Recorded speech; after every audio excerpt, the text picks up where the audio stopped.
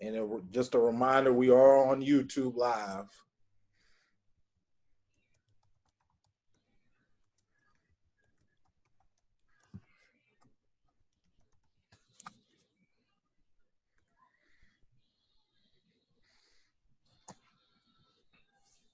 So we have a couple people trickling in. We'll give it about one more minute, and then we'll get started with Coach Sprinkle.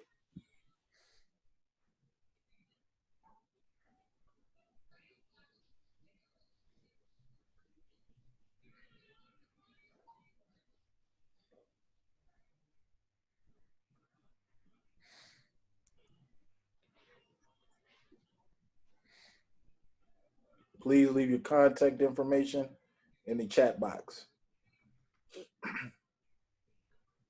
I'm gonna be honest with you. We're getting to the point, man. I'm seeing the same names almost in a ton of these Zoom calls. So we should probably know each other's numbers by now. Yeah. For the most part. So, but we'll go ahead and get started. I still know there'll be a few people that come in, but tonight we're going to do kind of similar to what we did last week. We have two head coaches at the Division I level.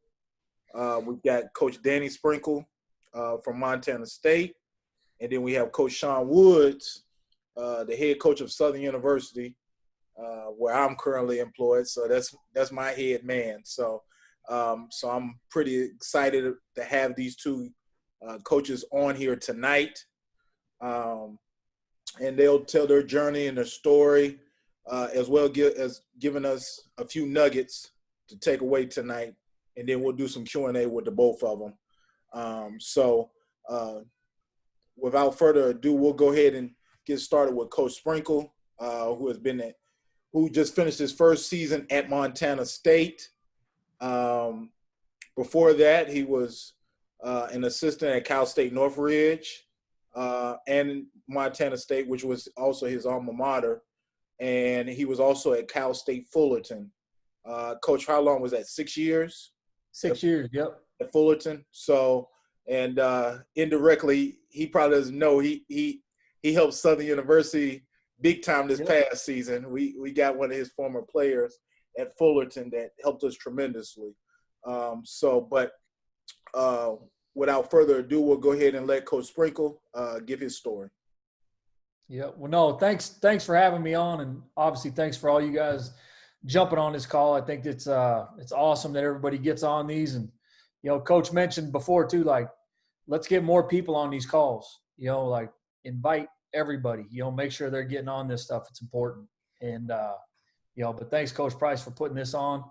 I'm glad I got to go before Coach Woods, because he's not a guy you want to follow. I know. I've followed him for a long time, from when he was at Mississippi Valley State. He has no idea even who I am, but I know who he is. Obviously, he was a hell of a player at Kentucky, and I followed his coaching career. And but I'm from actually Helena, Montana. That's where I grew up. I played at Montana State for 4 years. Had a good career, played with some great players, went to the tournament, lost 2 other championships, but had a great, time here at Montana State, which ultimately led me to coming back here and being the head coach. If I would not have played here, I would not be a Division I head coach.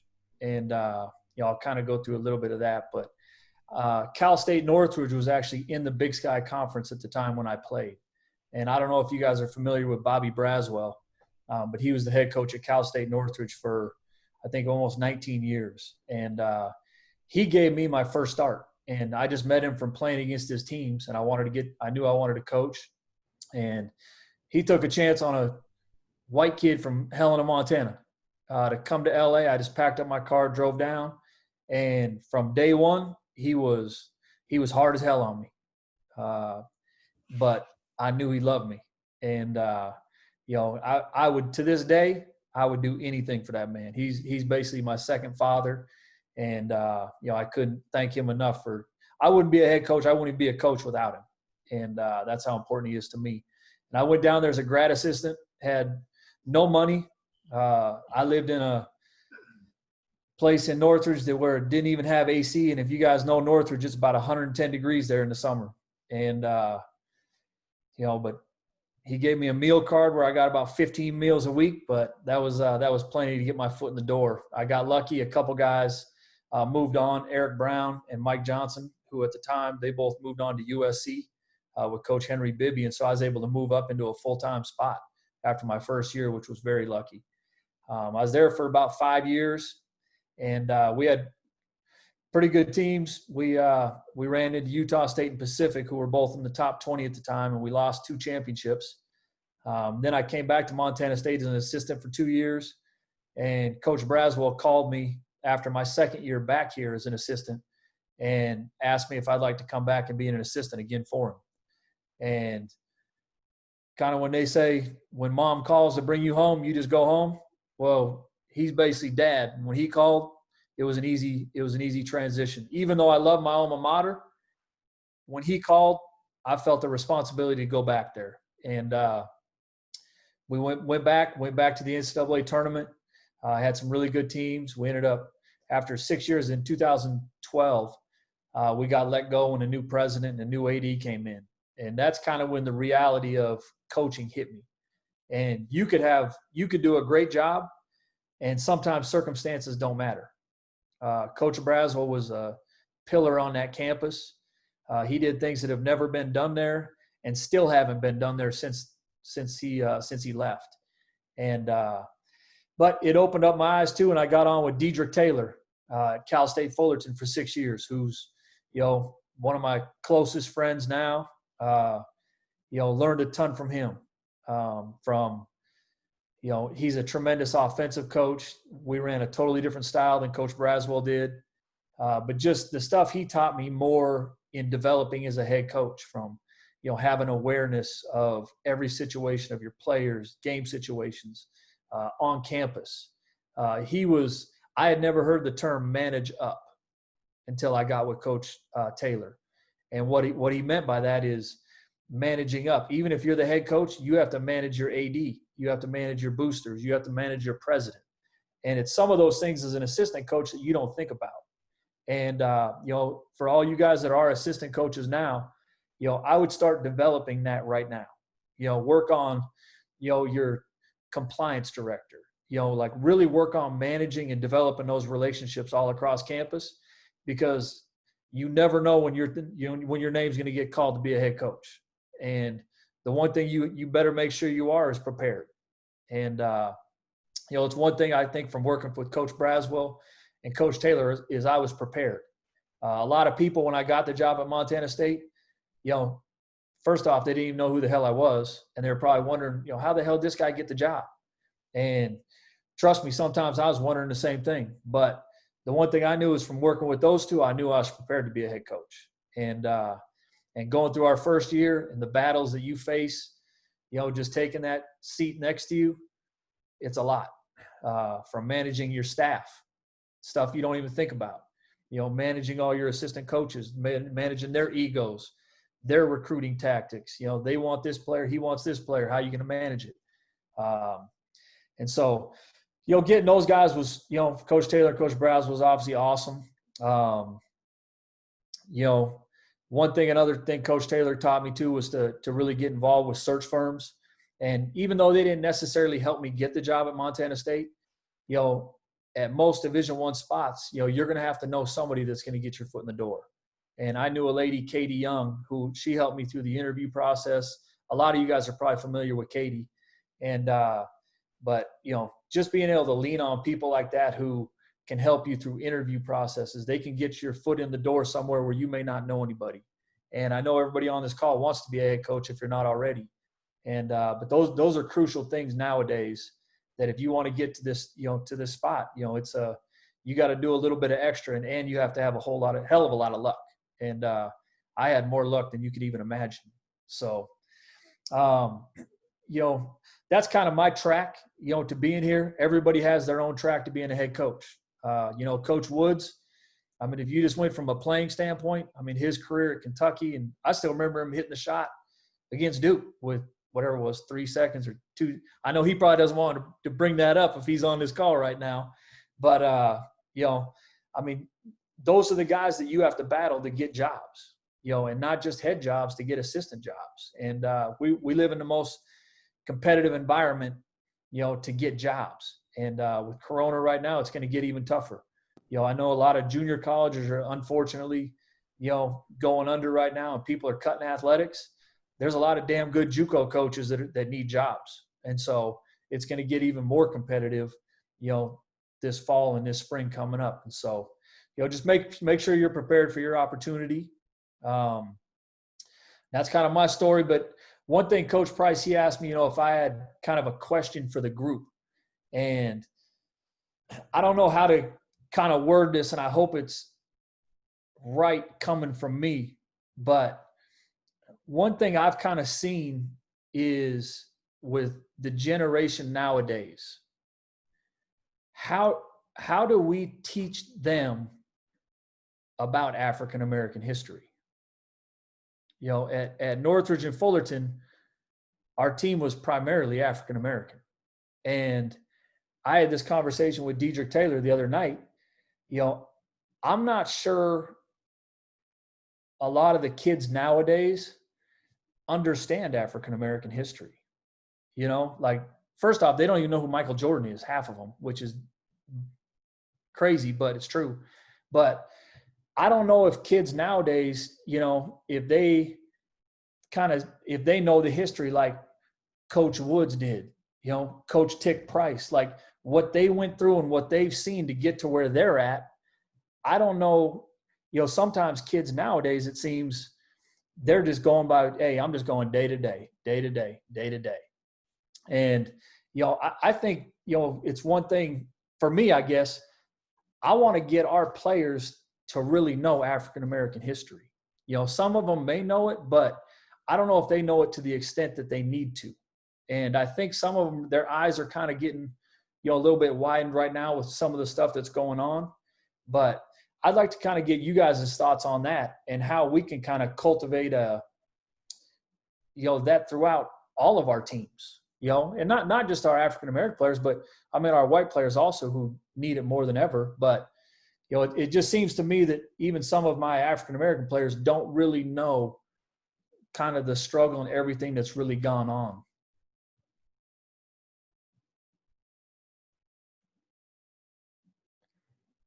Coach Tick Price, what would you say to that? Well, you must saw me raising up, Coach. Yep. I think more than anything, we've got to maybe have a commitment from your university, from the president down.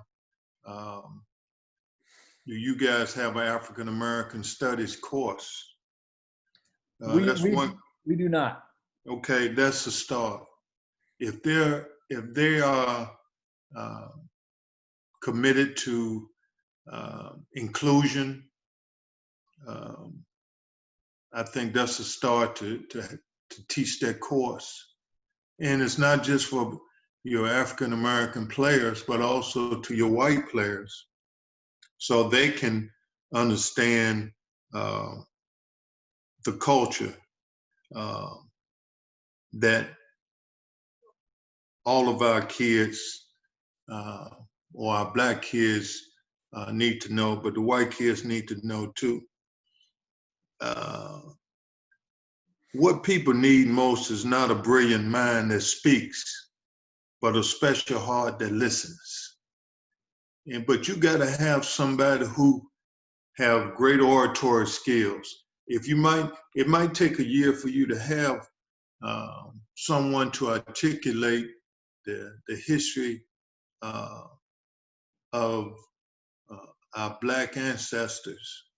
But for that whole year, you could possibly, Coach, have guest speakers. You got Zoom now with your team. I'll be glad to share my thoughts, because I came up through civil rights. I've been seeing this whole thing play out for a long time.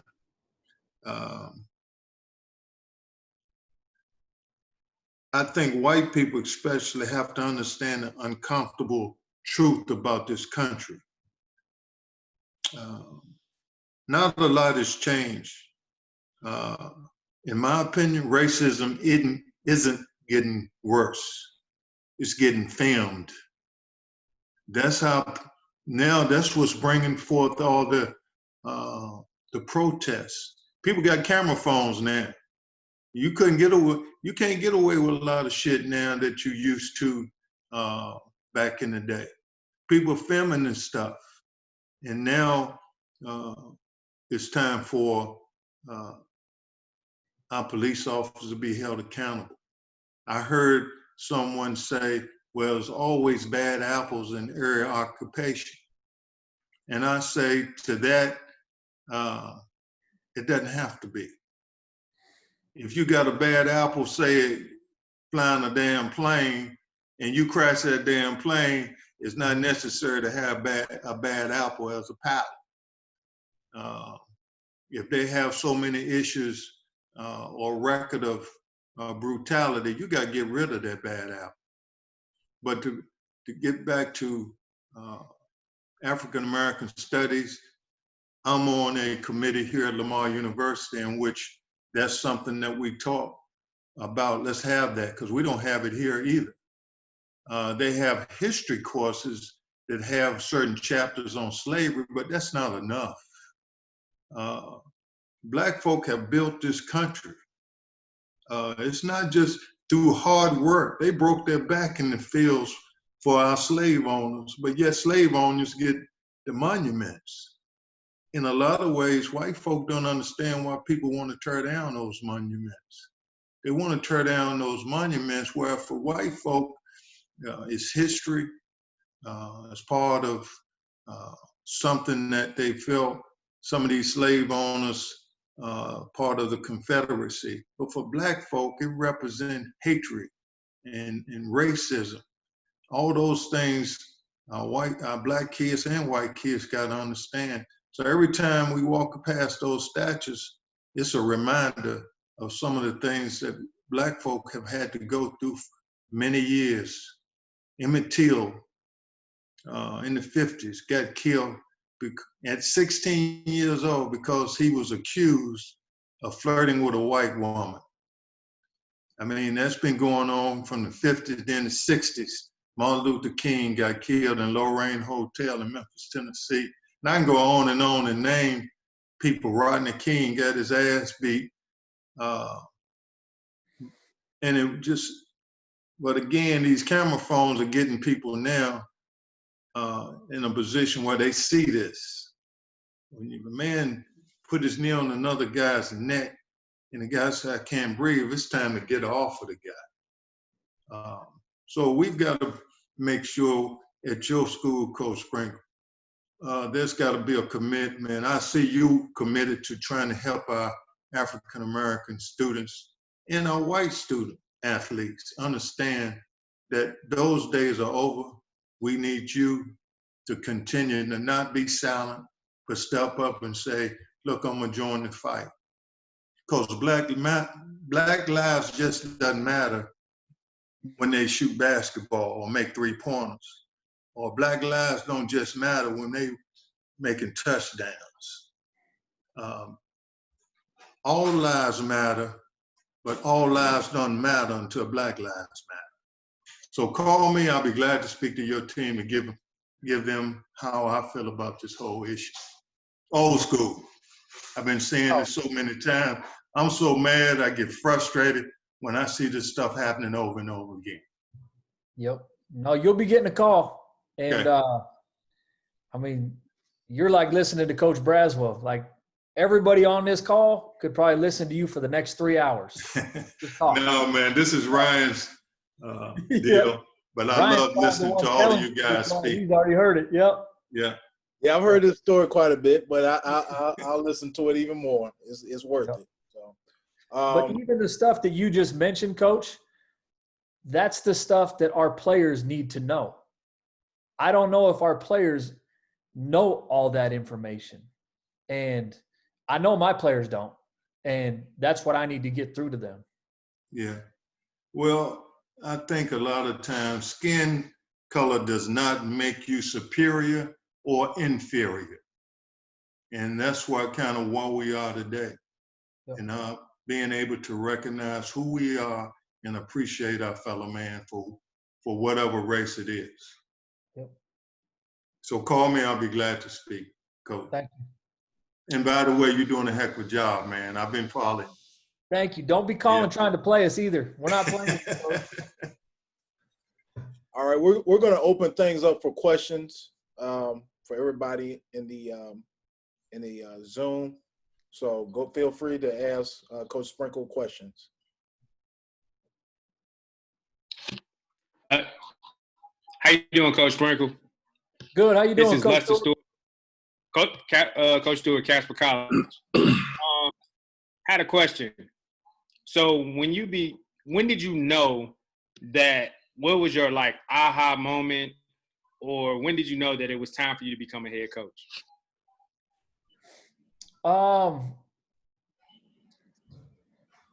don't know if I ever had a moment. Like, I knew the last probably 2 years at Fullerton, like that's when I really felt like I was ready. You know, and I would talk with Diedrich a lot.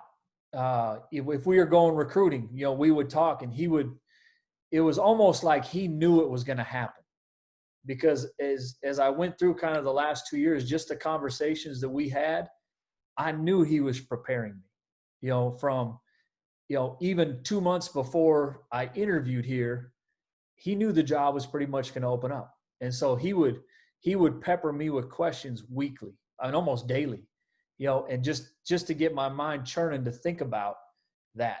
And, but I would say probably the last 2 years is when I really felt confident and prepared, that I knew if I got that opportunity that I could do it.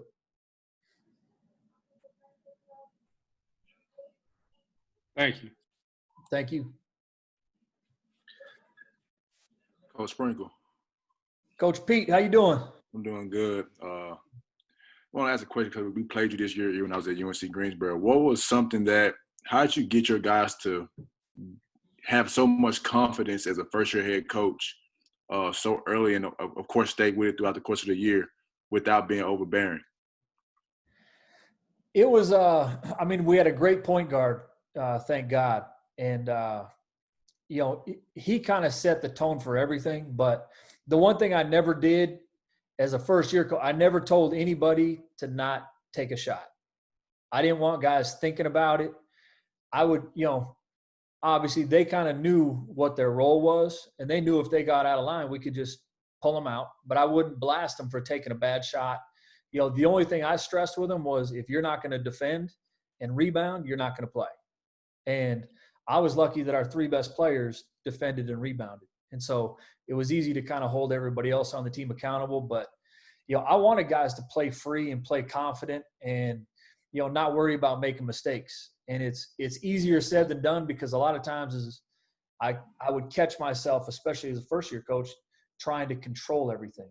And it's just better to just let it go, you know, because sometimes when you start controlling it, the players, they can feel it. You know, they can feel if you're stressed, or, you know, if you're trying to pull the reins in on them, and they won't play as free. And, you know, a lot of it was my assistants too. I had great assistants this year too that, you know, that really helped me. But I think just letting them play free was kind of the main thing. Yeah. How were you able to let it go? Like, did you go like for a walk every day? Were you going to the movies during the day before practice, before games, or whatever? No, one good advice I got from Coach Braswell was that the hour before practice, don't do anything. Like, don't have any meetings with coaches, don't have meetings with athletic department personnel. Like, get your thoughts together and just relax for that hour. And once I started doing that, like, I'd go into practice with way more energy, because you guys have all probably been through it, where 10 minutes before practice starts, you find out a kid skipped class, or he showed up to the training room late, and then you're pissed off, and then you're taking it out on the team the whole practice, which isn't fair to them. And, you know, but I think that really, it gave me a better kind of awareness and a better kind of attitude, even going into practice, you know, taking that hour and shutting everything out before Spring, Yep. what's up, man? What's happening? Doing all right? Hey, quick question. What's 2 or 3 things you think you would have done differently after your first year as a head coach? I would have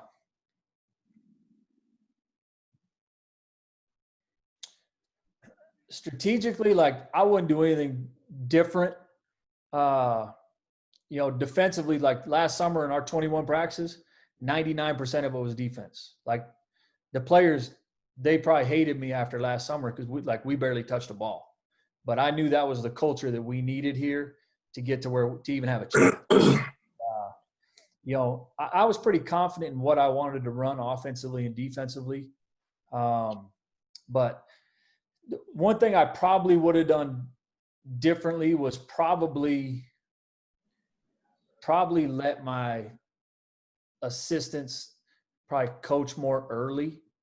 And I had never worked with any of them. I knew them, but I knew what I wanted to do, and I probably didn't coach my assistants good enough to the point where they felt comfortable jumping into a drill or jumping in. And, I could tell they were a little timid sometimes, to where I knew exactly how I wanted the drill, and I kind of expected them to just, hey, watch it, and then you know what to do from here on out. And, but this year, I definitely want to spend more time coaching my staff and letting them coach the players, because it takes a lot of energy to do it all. And not to say that I did it all, but it took a lot of energy out of me. The other thing, and Coach Price, you probably noticed, and Coach Woods, we have a pretty good booster following up here because there's no professional team. So there's 2 D1 schools up here, and it's half the state cares about everything you do every day. And it takes a lot of energy, from going to practice and all of a sudden driving to Billings 2 hours and talking to 75 people and driving right back that night and doing it 4 or 5 times a week.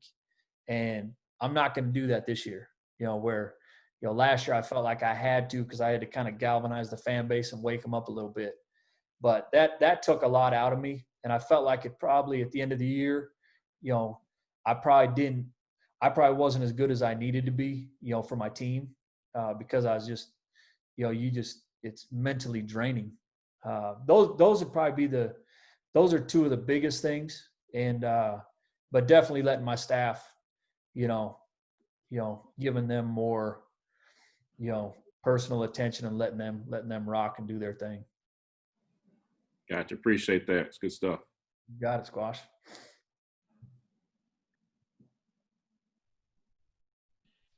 Spring, what's going on, man? What's up, Coach Pfeiffer? How you doing? Good. Hey, man, I got a question for you, like in regards to kind of like your first 30, 60 days. Like, with you guys having that many amount of boosters and people that you're trying to meet as the head coach, like, how are you allotting your time? Yeah, I mean, the good thing was most of the major boosters and donors, I knew them from playing here and just from growing up here. So I kind of had a built-in advantage from that standpoint. But they still want to be touched. They still want to feel important, felt important. And, whether it's stopping by a couple of the insurance agents, stopping by the sporting goods stores, like, if you're out to dinner, invite 3 or 4 of them, just take them out, take them to breakfast or coffee. It goes a long way, and they want to give money if they feel important. And, and they are important, because obviously at our level, you need that money to, to do extra things to make it feel like a Division I program. What was your other question? That was it? That was it. You got it, man. I'm not very smart, so sometimes you have to repeat stuff.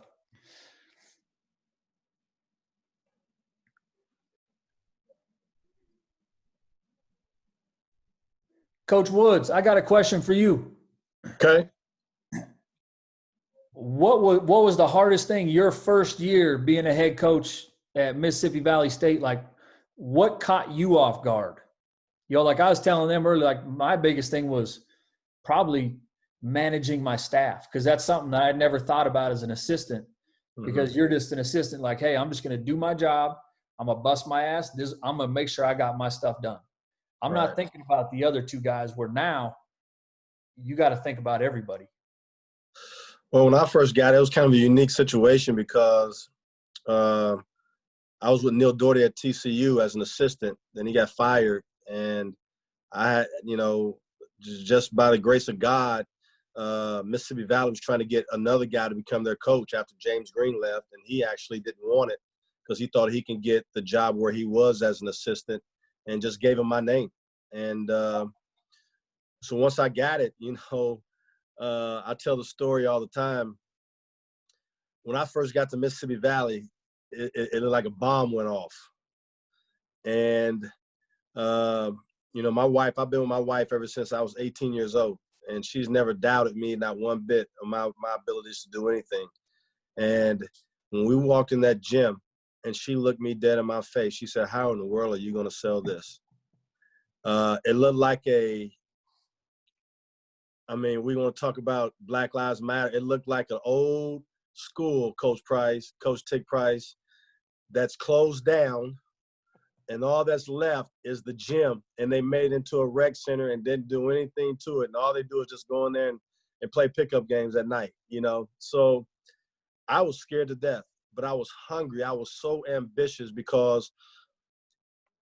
I didn't come up the same way. And I'll tell my story when I talk, but I just had to take advantage of the opportunity. And I was blessed to hire a guy by the name of Dylan Howard, who's the head coach at Alabama A&M now. And it was like, he was from Indiana, had been a head coach at Division III level.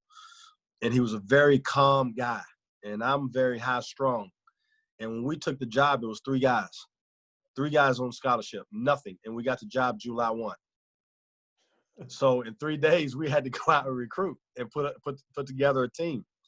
And we, managed to get some walk-ons and put together a team. But I called on, God bless his soul, Neil Doherty, who was the head coach at TCU.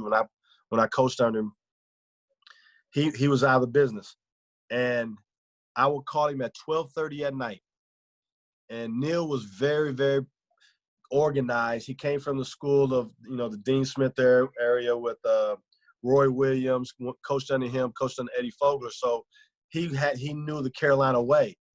And that was the last coach that I coached with. So I just wanted to be organized. So he had to walk me through everything, every night. Day 1, day 2, day 3. And I just sat there and listened. And I took as a player, from what I learned at Rick Pitino, I knew the aura, because you come from the same school I come from. You come from Dietrich Taylor. Dietrich Taylor comes from Herb Sendak. Yep. Herb Sendak comes from Rick Pitino. Yep. So I know the lingo. I know your language. Yep. And Coach Taylor gets that from Herb. And Herb is probably one of the most anal, by the book guys that you can never meet. And I've never seen a guy write so clearly on a chalkboard as Herb Sendak. And you know what I'm talking about. Yep. But anyway, and then I would call Herb. I just called people, but I knew I had one thing that I can do well. And being a point guard and knew what the demands were, I had to make sure whoever was on my team was going to play their ass off. Yep. And I was big on individual workouts and player development. So that became part of my DNA. And then when you do that and you make guys, work out as hard as they've ever done in their life, you demand a certain thing. It was tough, but I wanted to establish that culture right there. And then the X and O's and the strategic part of it could come later. I could take that from someone else, but I wanted to make sure that my guys were competitors and had a chip on their shoulder. So that's how I went into it. And you know what? I still believe by that creed right now, of the main thing you got to do, and just like what you said, you told your guys, I don't care how talented you are, if you don't defend and rebound, you won't play. And the reason why your three best players is because they want that. Yep. So you were lucky and to have the point guard walking in to establish your culture. And that's great. Now, it's easy because they already know what to expect. You selling it in your pitch when you're recruiting. Now you saying that you're giving your assistants, okay, more leeway into what? Selling and talking about what you're doing.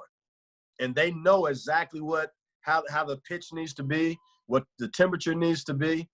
But sometimes it takes that first year for them to know, Yep. Because you can't. One thing you can't do teach an assistant is your pulse. You can teach him your strategy, but you can't give him your energy. He's got to see it and understand that you bring it every day. That in order for us to be successful and you to keep up, you got to keep up with this. So if I'm not there, I still have confidence that the temperature in that gym is going to still be the same. And that's what you had to do. So don't say you would do that differently because you shouldn't. You got to do it first. They got to see how you actually do it for a whole year. And it's tough, but Coach Price will tell you, Ryan will tell you now, when I walk in the gym, he already got the dribble drive going and he understands how, if they ain't going hard, he'll take like shit, that's me out there and he'll get on him, because I'm going to get on him if he ain't demanding a certain type of, a certain type of temperature. And that goes for the rest of my assistants, because what you want to do as a head coach is empower your guys. And when everybody wants to be a head coach, but at the end of the day, whatever you say, that's what they're going to take out of there. And they do it with that passion and that enthusiasm.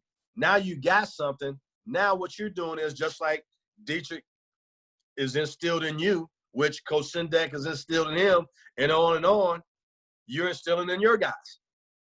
Yep. So the main thing is, fellas, if you're on this call right now, is the main thing you got to do is, if you don't have a certain type of culture where you're the toughest team, you think you're the toughest team and the hardest working team in the United States or the state or whatever, your high school, junior college or whatever, then you're looking at this thing all wrong, And the one thing that I know that makes Rick Pitino so well is you're not going to ever come into a practice and it's dull, or come to a Sean Woods practice and it's dull.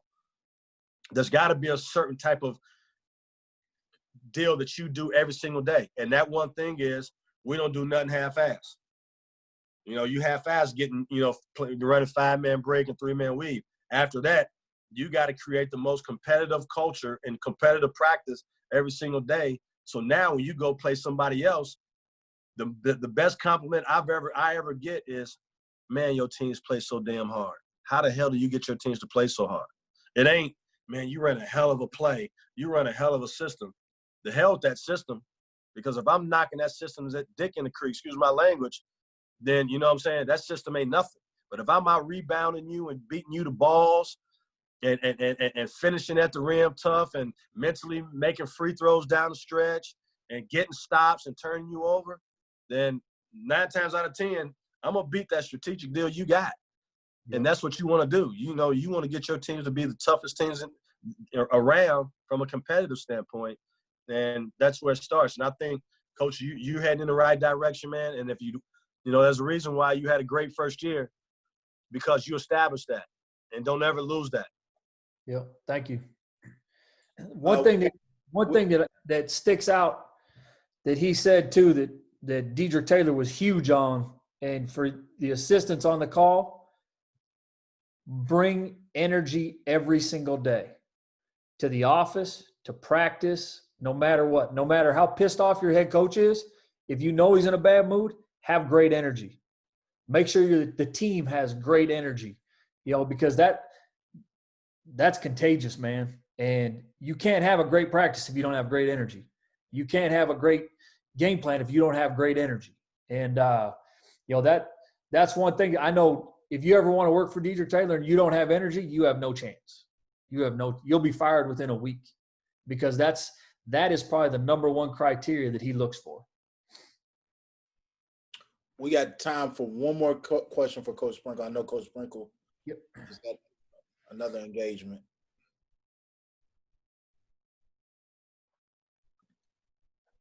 Guys, let's not be quiet. We got a Division I head coach on here, guys. Coach Mark Rutledge, Henderson State University.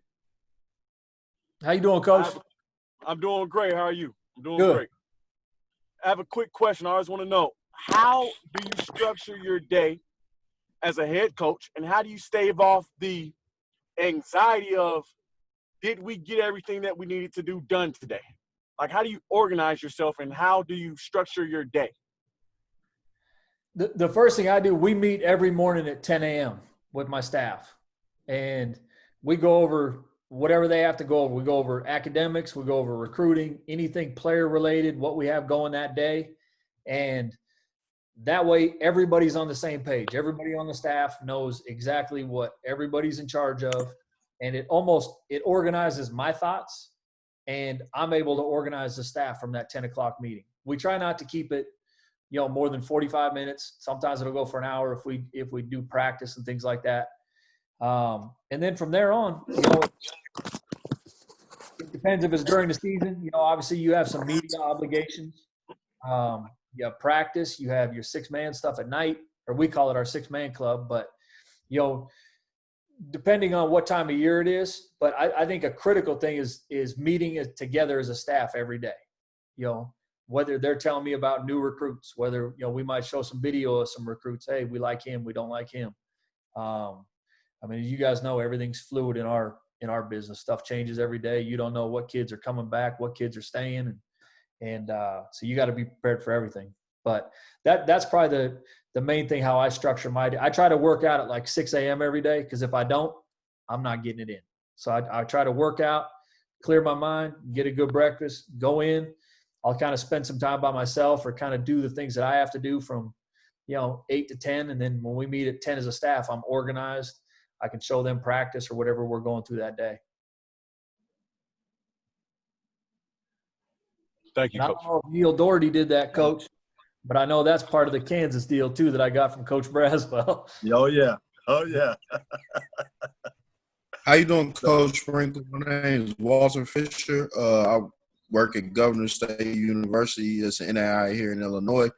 What is the number one thing that your assistant can do that you don't ask for them to do to make your life easier? Handle problems before they even get to me. And that's a conversation I actually had last week with 2 of my assistants. I don't need to know everything that's going on.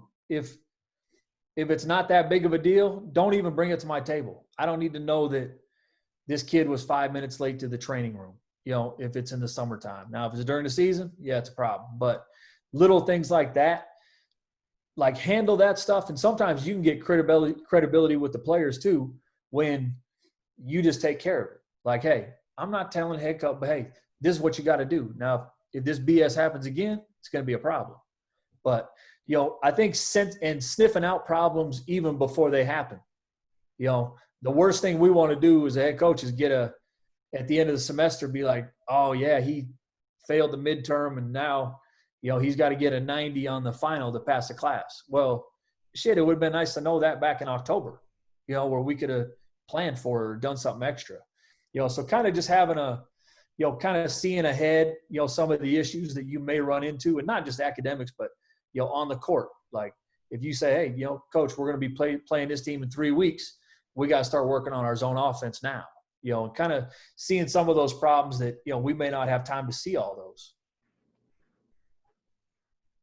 Good question, though. Coach Sprinkle, thank you so much. I know you've got some other engagements that you had to get to, so I will go ahead and let you get to it. But I appreciate you coming on and sharing your journey and giving your story to us over the last 45 minutes. No, appreciate you guys, man. You're doing a hell of a job, hell of a thing. Appreciate you. Coach Woods, I'm going to be watching this on his YouTube Live, too. Yep. All right, big dog. Good luck to you, man. Stay in touch. Coach Sprinkle, I think me and Coach Woods probably owe you a dinner, too, as well. We do. I owe you one. Hey, and we're not doing it in Montana. I'm coming down there to do it, too. There you go. I know you guys know how to do food down there. There you go. There you go. All right, fellas. All right, thank you, Coach Sprinkle. Next up, our next speaker is someone that's very close to me. He is our head coach here at Southern University. And I'm gonna be probably a little more in depth with my intro to him because he's been a guy that has, in a short amount of time, had a huge impact on my career, his teachings and his dealings over the last 2 years. And you know, I'm grateful to work for him because he's an outstanding person more than anything, more than a head coach or more than a boss. He's an outstanding man. He's a guy that's he'll call me in the morning. This morning, actually, FaceTime me just so he can see my daughter. And that's the kind of man he is. He's a family man, family-oriented man. And he's also a great coach as well. So I want to go ahead and introduce the head coach at Southern University, Coach Sean Woods. Appreciate that, Rob Red. Guys, appreciate you listening. It was good watching Spring talk. And before I go into my deal, I'm going to say one more thing, piggybacking what Coach Tick Price was talking about with Black Lives Matter, and I'm going to get off of that soapbox. But the things about these kids right now about not knowing Black history, first of all, is it's a different day. You know, we really didn't. We knew a little bit about Black history growing up, and I'm 50 years old. I graduated from high school in 1988. But we watch TV. You know, kids don't watch TV anymore. Don't watch anything history-oriented. That doesn't attract them. You know, they don't sit still long enough to really gather anything that's significant about our history and our culture. That's because the world has changed now. You know, the world is so fast. You know, we live in a microwave society now, and we want instant success. We want instant gratification. And, you know, nobody sits down at the dinner table very often, you know, and talk about little things that we did, that the reason why we have common sense. And I don't think that young people now, I think they're very intelligent for what they need to have, but from a common sense standpoint on how to get along, that's thrown out the window. And like Coach Tick Price said, things hasn't changed as far as police brutality and very racist situations, things like that. It's just being filmed. That's just like things that's going on in the White House. We would never have known. Shoot, we don't know that the other presidents was just as crazy if we didn't have the internet and things like that. It's just a different world now. And it's a different kid now.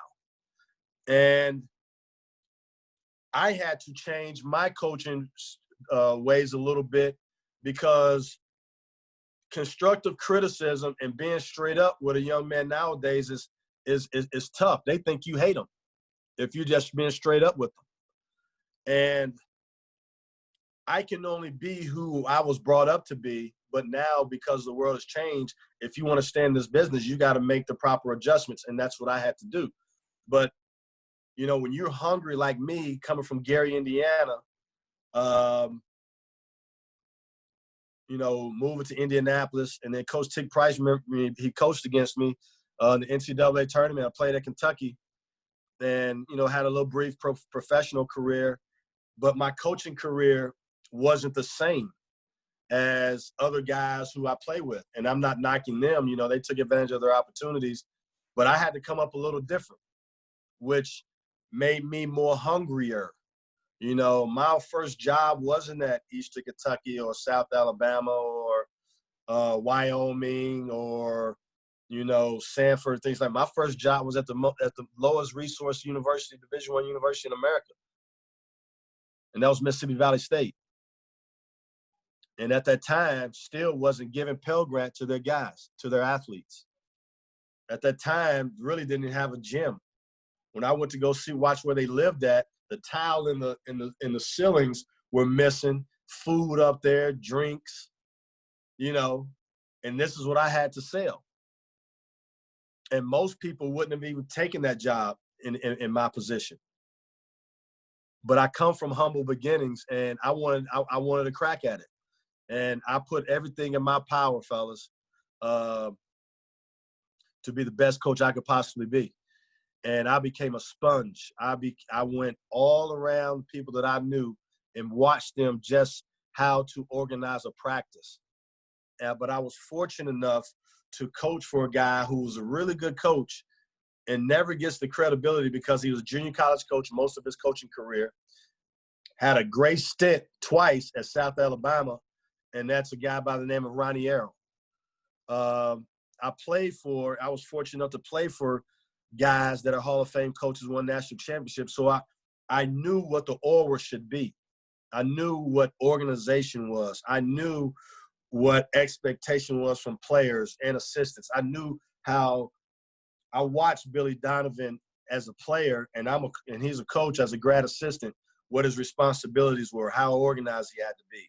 Herb Sendek, how he recruited from a standpoint. Herb Sendek didn't have hardly a personality, but knew how to be creative and cut things out of a magazine and put it in a recruiting folder just to say something to a kid. I knew how organized they had to be. We were, as far as the scouting report was. And when I came into the SWAC, that was the knock on the league, was it wasn't a very organized league. And then what I wanted to do was I wanted to be the most organized coach in the deal. And I tell you what, guys, because I did that and I took pride in being organized, okay, and on top of trying to get my guys to be the best team, the toughest team in America, that's what got me over.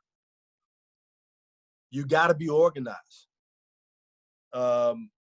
And those are the things that I was blessed to, coming up, playing at Kentucky, coaching under Ronnie Arrow. My first stint, Division I job, was at High Point University. Bart Lundy, who's the head coach at Queens College now, was the head coach at Queens before, got the job as the head coach at High Point, and we were the youngest staff in America. But we worked our butts off and lost in the championship game our first year in the Big South Conference. And then I left there. I was there for 2 years, and I went with Ronnie Arrow to Texas A&M Corpus Christi. And my main job, I knew as a young assistant, black assistant, I had to beat the bushes, and you got to make your name for being a recruiter and establishing relationships. Well, God blessed me to take the job at Texas A&M Corpus Christi, and I drove myself all around the state of Texas. And I established every relationship that I could with every to-do person in that state. And because in this profession, I'm just telling you guys right now, some of you guys, God willing, you're going to get an opportunity. But as Coach Tick Price would tell you, it ain't what you know in this business, it's who you know. And don't ever shun anyone. And I'm talking about from a high school coach to a guidance counselor, because you never know who's going to ask them about you. So right now, if you're a high school coach, you got to own your town. Because you got to have everybody in your situation believing in what you do. Now, are you going to win a state championship every year? No. But they know that you got a certain amount of pride that their kid is going to learn from to get them to the next level until you get to the next level. And that's one thing that I learned coming up in this business, that Ronnie Arrow was a demanding coach. Rick Pitino was a demanding coach for me as a player. And guys, on that staff, that was probably the best staff in all college basketball, in modern day basketball. Rick Pitino, Tubby Smith, Billy Donovan, and the two best coaches are the ones that are less known. It's Herb Sendek and Ralph Willard. So I've been blessed to see how it works from that standpoint. And I'm saying that's not the only way to do it, but I was blessed to see that. And Rick Pitino comes from the school of Hubie Brown. So Coach Ryan Price will tell you guys, what you got to do is you got to make it interesting to your players to be the best that they possibly can be. Not only do you get them to play hard, you got to get them to really buy in from a strategic standpoint of what you're trying to do from a scouting situation. And Coach Price will tell you that that's what we're big on. And one thing that I did do that when I came in and I inherited the staff, except I brought Coach Price with me, was when I talk about empowerment, I make every last one of them do a scout. They got to have their own scout. So if we're playing 30 games, all the scouting reports are tallied up between the four of them.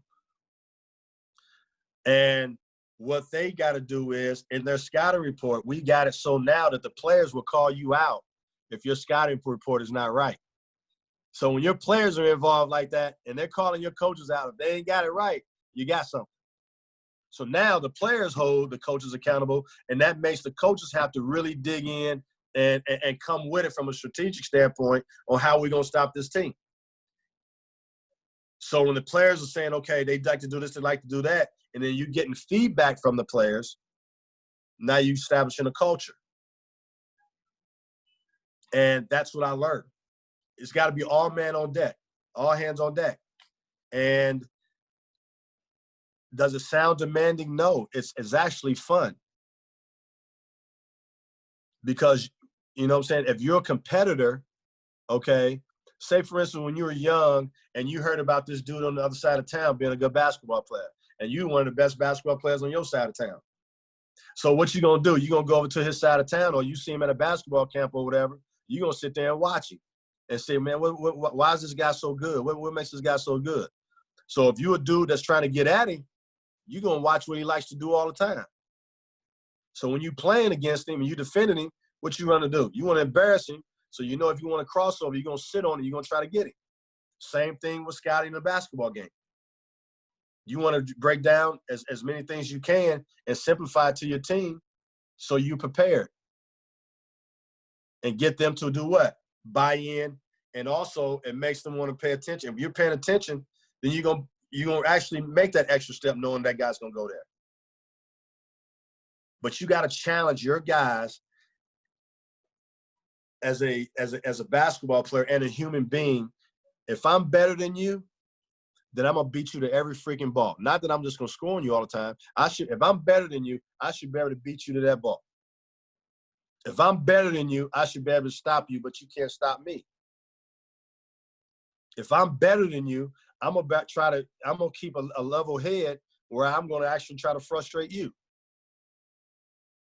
I can't play no more. And that's the only thing I hate, guys, about being a coach. Because I love competing, talking shit, trying to pose my will on the other person's point guard. Now what I do is I try to get my team to that point to where when I look down that other bench and he's calling timeout, that's my competitiveness saying, yeah, I'm busting your ass again. That's the only way I can do it. So that's why I put everything that I possibly can from an enthusiasm and passionate standpoint into my program and to my players, a certain type of competitiveness. And from a recruiting standpoint, I only recruit guys that are my type of guys. Everybody can't play for Sean Woods. If you don't have a chip on your shoulder or want to be great or even want to be a pro, whether you're a pro or not, I'm the wrong guy to play for because I'm going to push you and coach you harder than you ever been pushed and coached in your life to make you the ultimate competitor. And if you don't love it that much, it'll show real quick. And you'll know and I'll know that you're not the person or this is not going to work. So strategically, everybody said, well, this kid's talented. Well, he is, but I'm looking at the other things may not suit me.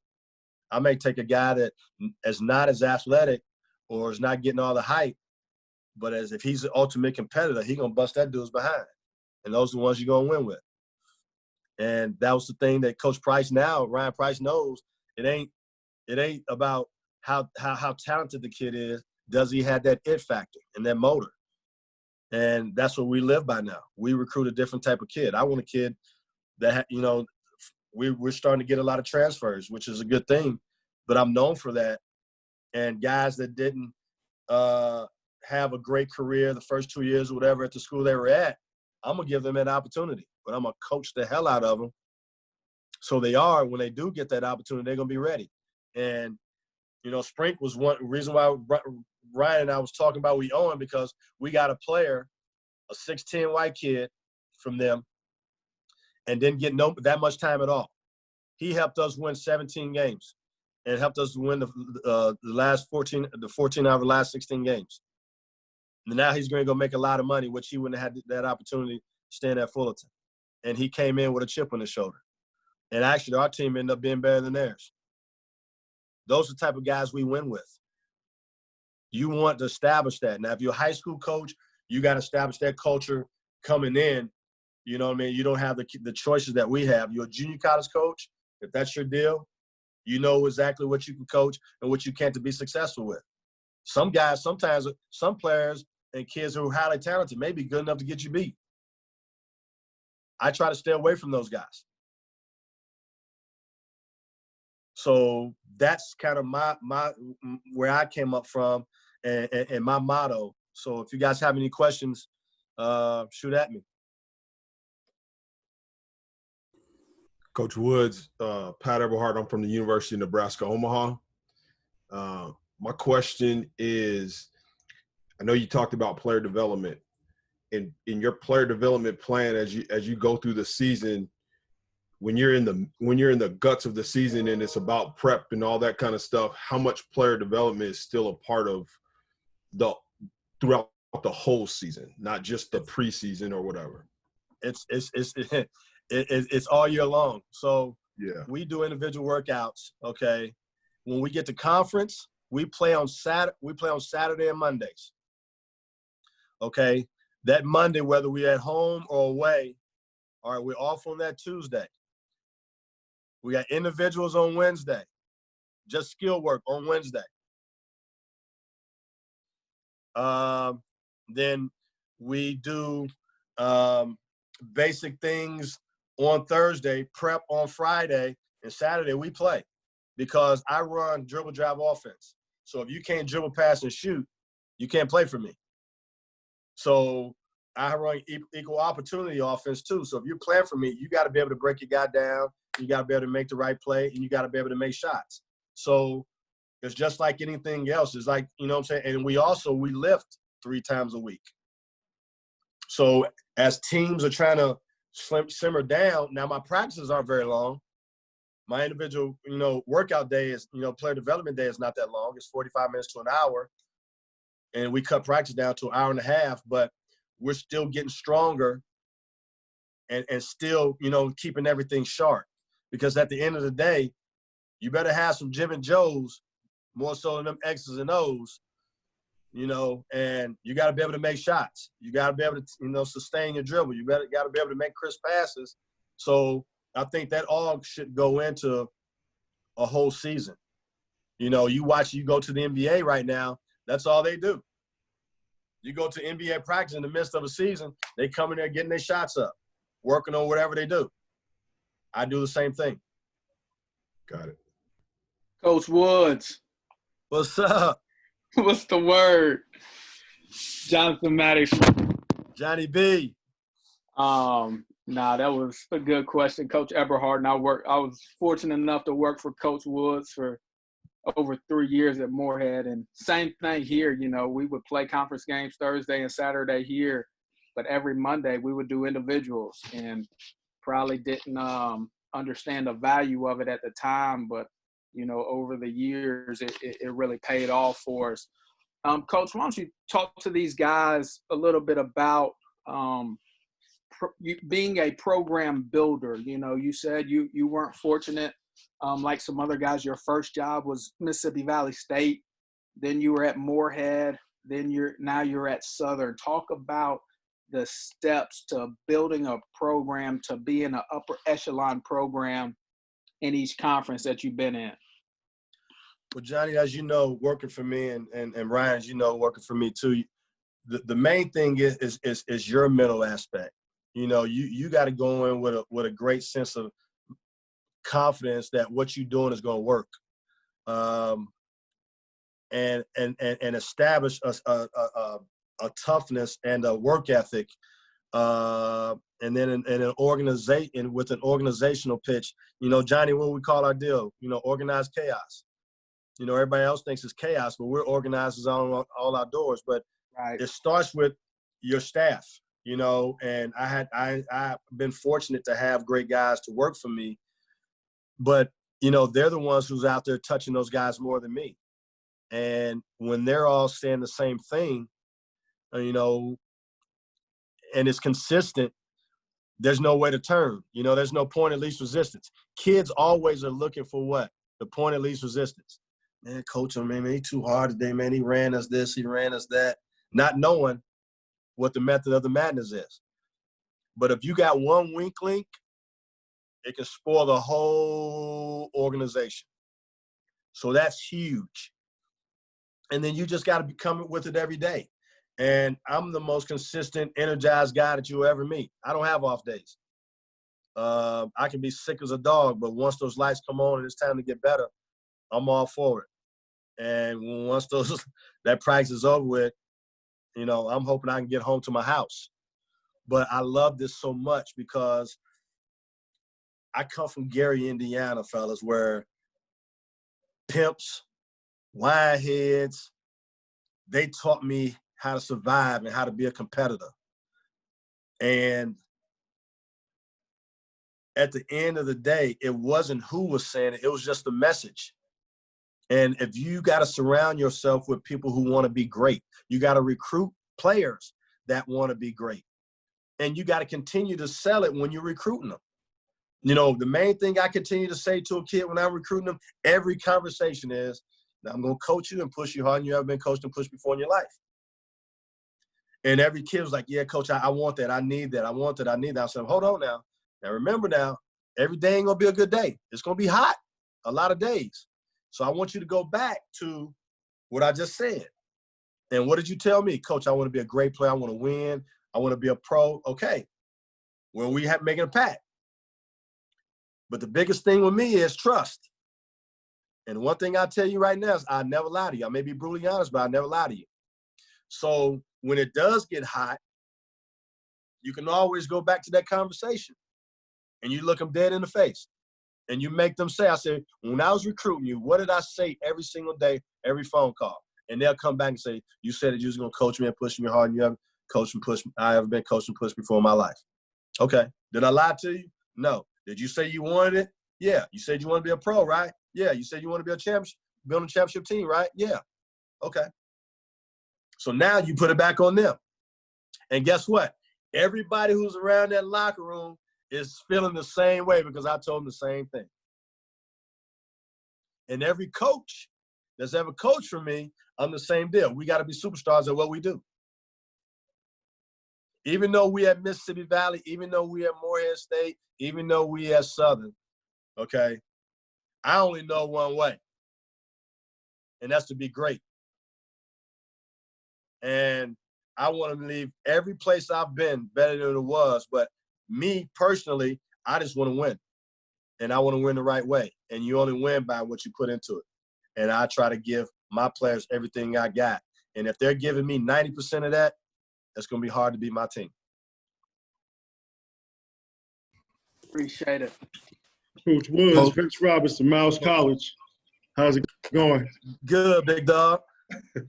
Hey, you've been at two SWAC schools, Mississippi Valley and Southern.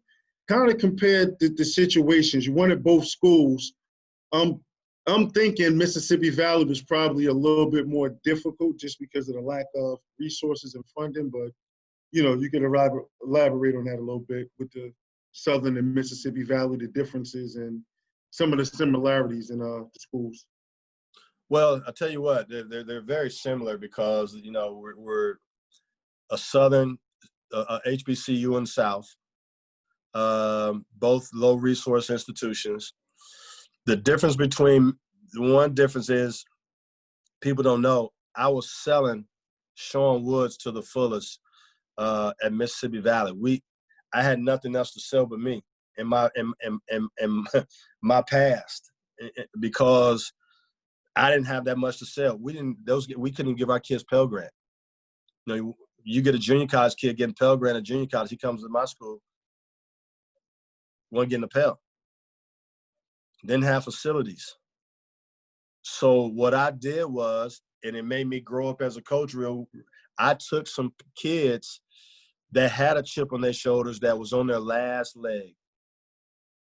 And when I took these kids, I'll never forget, I was in Orlando at a recruiting event, and two guys walked up to me and knew who the two guys I just got and said, there's no way in the world those two guys will exist. They'll drive you crazy, Sean. Well, those two guys helped me pretty much go undefeated and have one of the most historical runs in SWAC history. And they allowed me to, they helped me. But I put everything into them. Was it easy? No. But one thing I did do was I put my fist down and I loved them. And I told them, this is all our last chance. So we got to make history. In order for y'all to have any chance on playing professional basketball, we got to do something special. And we can't continue to do the same thing we did before we got here. And I just inherited a bunch of hungry dudes that was just bought in, and they knew that they were better than the league, but they loved playing basketball. And that was now I'm at Southern, has a little more following, a little more support, but you still have the same trials and tribulations being at HBCU, infrastructure-wise. But they're the same for the most part. I had a little more. From an administrative standpoint, it's a little different, but that's at every school. But for the most part, they're the same. It's the same mission, the same struggle. You just got to come in, and I'm just the type of guy that I got to do it my way, and I know my way works. And I'm not going to step on anybody's toes, but I want to make it attractive enough to where everybody wants to be a part of it. And the one thing I did when I first got to Mississippi Valley, I wasn't a SWAC guy. So they kept looking at me and saying, oh, this dude from Kentucky. He going to think he going to come in here and do this in the SWAC and all this. I'm talking about referees treating me bad. Coaches wouldn't speak to me. I had no familiarity being in the Mississippi Delta. Me growing up, I would have bet you my life that I would have never had to live there. But when I first got there, nobody come to the games. That second year, that third year, I tell guys all the time, I use the bandwagon experiment. When you ride down that street and you first get there, they see you coming down the road. If they was sweeping or cutting the grass, they're going to cut the lawnmower off, they're going to stop sweeping, and they're going to run in the house. Sooner or later, you're going to make it attractive enough that they're going to want to be a part of it. So then when that by the end, when that bandwagon, you drive that bandwagon down that road, everybody want to jump on. And guess what? You let them jump on and let them feel it, because you need your folks got to sell you. And I think college basketball is what you make it. It's a passion. And what I'm trying to do is make it attractive enough to fill those stands. And I come from Gary, Indiana, with the pom-poms and I come from a black environment, to where it's packed and the cheerleaders jumping and the band rocking and Trouble Funk playing and all that. So I just want to create that type of atmosphere again to where it used to be. And we did that in Mississippi Valley, to where the fire marshal had to come in and close the doors because you couldn't get nobody else in there. And it was the hardest place in the SWAC to play. And last year, our second year, the last 10 games, we had that going in the mini dome at Southern. And the way we ended, it almost like God is making the anticipation even better the way it ended. So now people are thirsting to see how good this thing could be, because we got everybody back. And we're going to try to continue this situation. So you got to believe in it, man. You got to have a vision of your own. If you just going in there and you don't have a vision, this is going to be short-lived. I have a vision every day. I'm a dreamer. And, my dreams keep me going. Hey, Coach. Coach. Hey, what's up, Coach Woods? It's Walt Fisher from Chicago. What's up, we Walt? know each other. My man. How you doing, Coach? Love you, boy. Well, kind of. I love you too, man. You've been like a big brother to me. You know, you've given me a lot of advice, and I'm in the college game now, mainly because of guys like you. So I do want to say I appreciate everything you've done for me up to this point. But I do want to ask you a question. Being that we from pretty much the same place and we got kind of the same temperament on the sidelines, I heard you say that you had to figure out a way to coach these new school kids. So what did you do to kind of adjust, to kind of make yourself more, I guess, appeasable to these new school kids and not as brash as us from Chicago and Gary, Indiana? You know how we can get. And also, too, man, when you're looking at your younger assistants that you're bringing onto your staff, what are 3 things that are must-have characteristics that they have to have? And, like, what's one thing that'll really turn you off from a young assistant? I'm going to answer that one first. What are you looking for is, they got to have the same temperament and the same enthusiasm and passion of being a college basketball coach. When I was an assistant, man, I had more energy than the head coach. I'm running up and down with the team as they playing. I always want to touch them. I always want to give. I always, what can I do to help this guy? Give my what made me attractive to any head coach was my experience. So if I'm an assistant coach and I played for Rick Pitino and I had success as a player, then that coach wants to know or use from my experience to make him better. He may know all the nuances and things like that, but I can reach that kid because I have credibility, or I have an enthusiasm to know how to jive with them, to motivate them to get done what the coach is trying to get done. So I'm looking for enthusiasm. 1, 2, bring in ideas. Don't be scared. A coach may say yeah or nay, but at least you want to be able to bring something to the table. Always, be a thinker, be in your office, not just recruiting, but come up with a play or two, and the stuff that we're running, shoot, come up with something that put your hand in the ante, in the fire. Coach may take it, coach may not, but at least you're trying to give something to the deal. 3, man, you got to love this profession. You can't do this, you know what I'm saying? And you can't be a one-trick pony. You can't. I don't like the guy, well, I'm just a recruiter. Bullshit. Well, you ain't shit then. You know what I'm saying? You only going to go so far. You know what I mean? You want to be great at this. If you're a basketball guy, be a basketball guy. Because you're selling me. And I don't need you. And look like you somebody. You know what I'm saying? Look like you're an attractive person. Because it's just like when you're working for a Fortune 500 company. You the first point of contact. So before that name that you're selling gets into their soul, you got to get into them first. So now if my players are feeling my assistance and they know my assistance is coming from me, oh, man. Now you got something. You want to be the best at a scout because you show me that you're a competitor. And what was your last question, Walt? I asked you what would be one thing that absolutely turn you off to a younger guy that you're thinking about. Yeah. And then I asked you about your temperament and how you would adjust. Okay. The one thing that turned me off, man, is being complacent and lazy. And I got to look over your shoulder every time to make sure you're doing something that I need you to do. If I got to keep telling you the same thing over and over again, then you're not the one for me. And you're not the one for this program. If I'm telling you got to check class every day, there's a reason why I'm telling you check class every day. Because, when you're coaching young men, you're talking about Black Lives Matter. I'm very prideful in the academic piece. And every school I've been to, and Jonathan Maddox and Coach Price can tell you, we've had the highest team GPA in that school's history. I came to Southern University, the prisoners were running the asylum. There was no discipline. And we only won 7 games, and there was a clusterfuck every freaking day. But one thing I established my deal on, if you establish discipline going to class every single day, then you stick to it. I ain't got to yell, fuss, and fight no more. If you don't go to class, okay, you already know what's going to happen.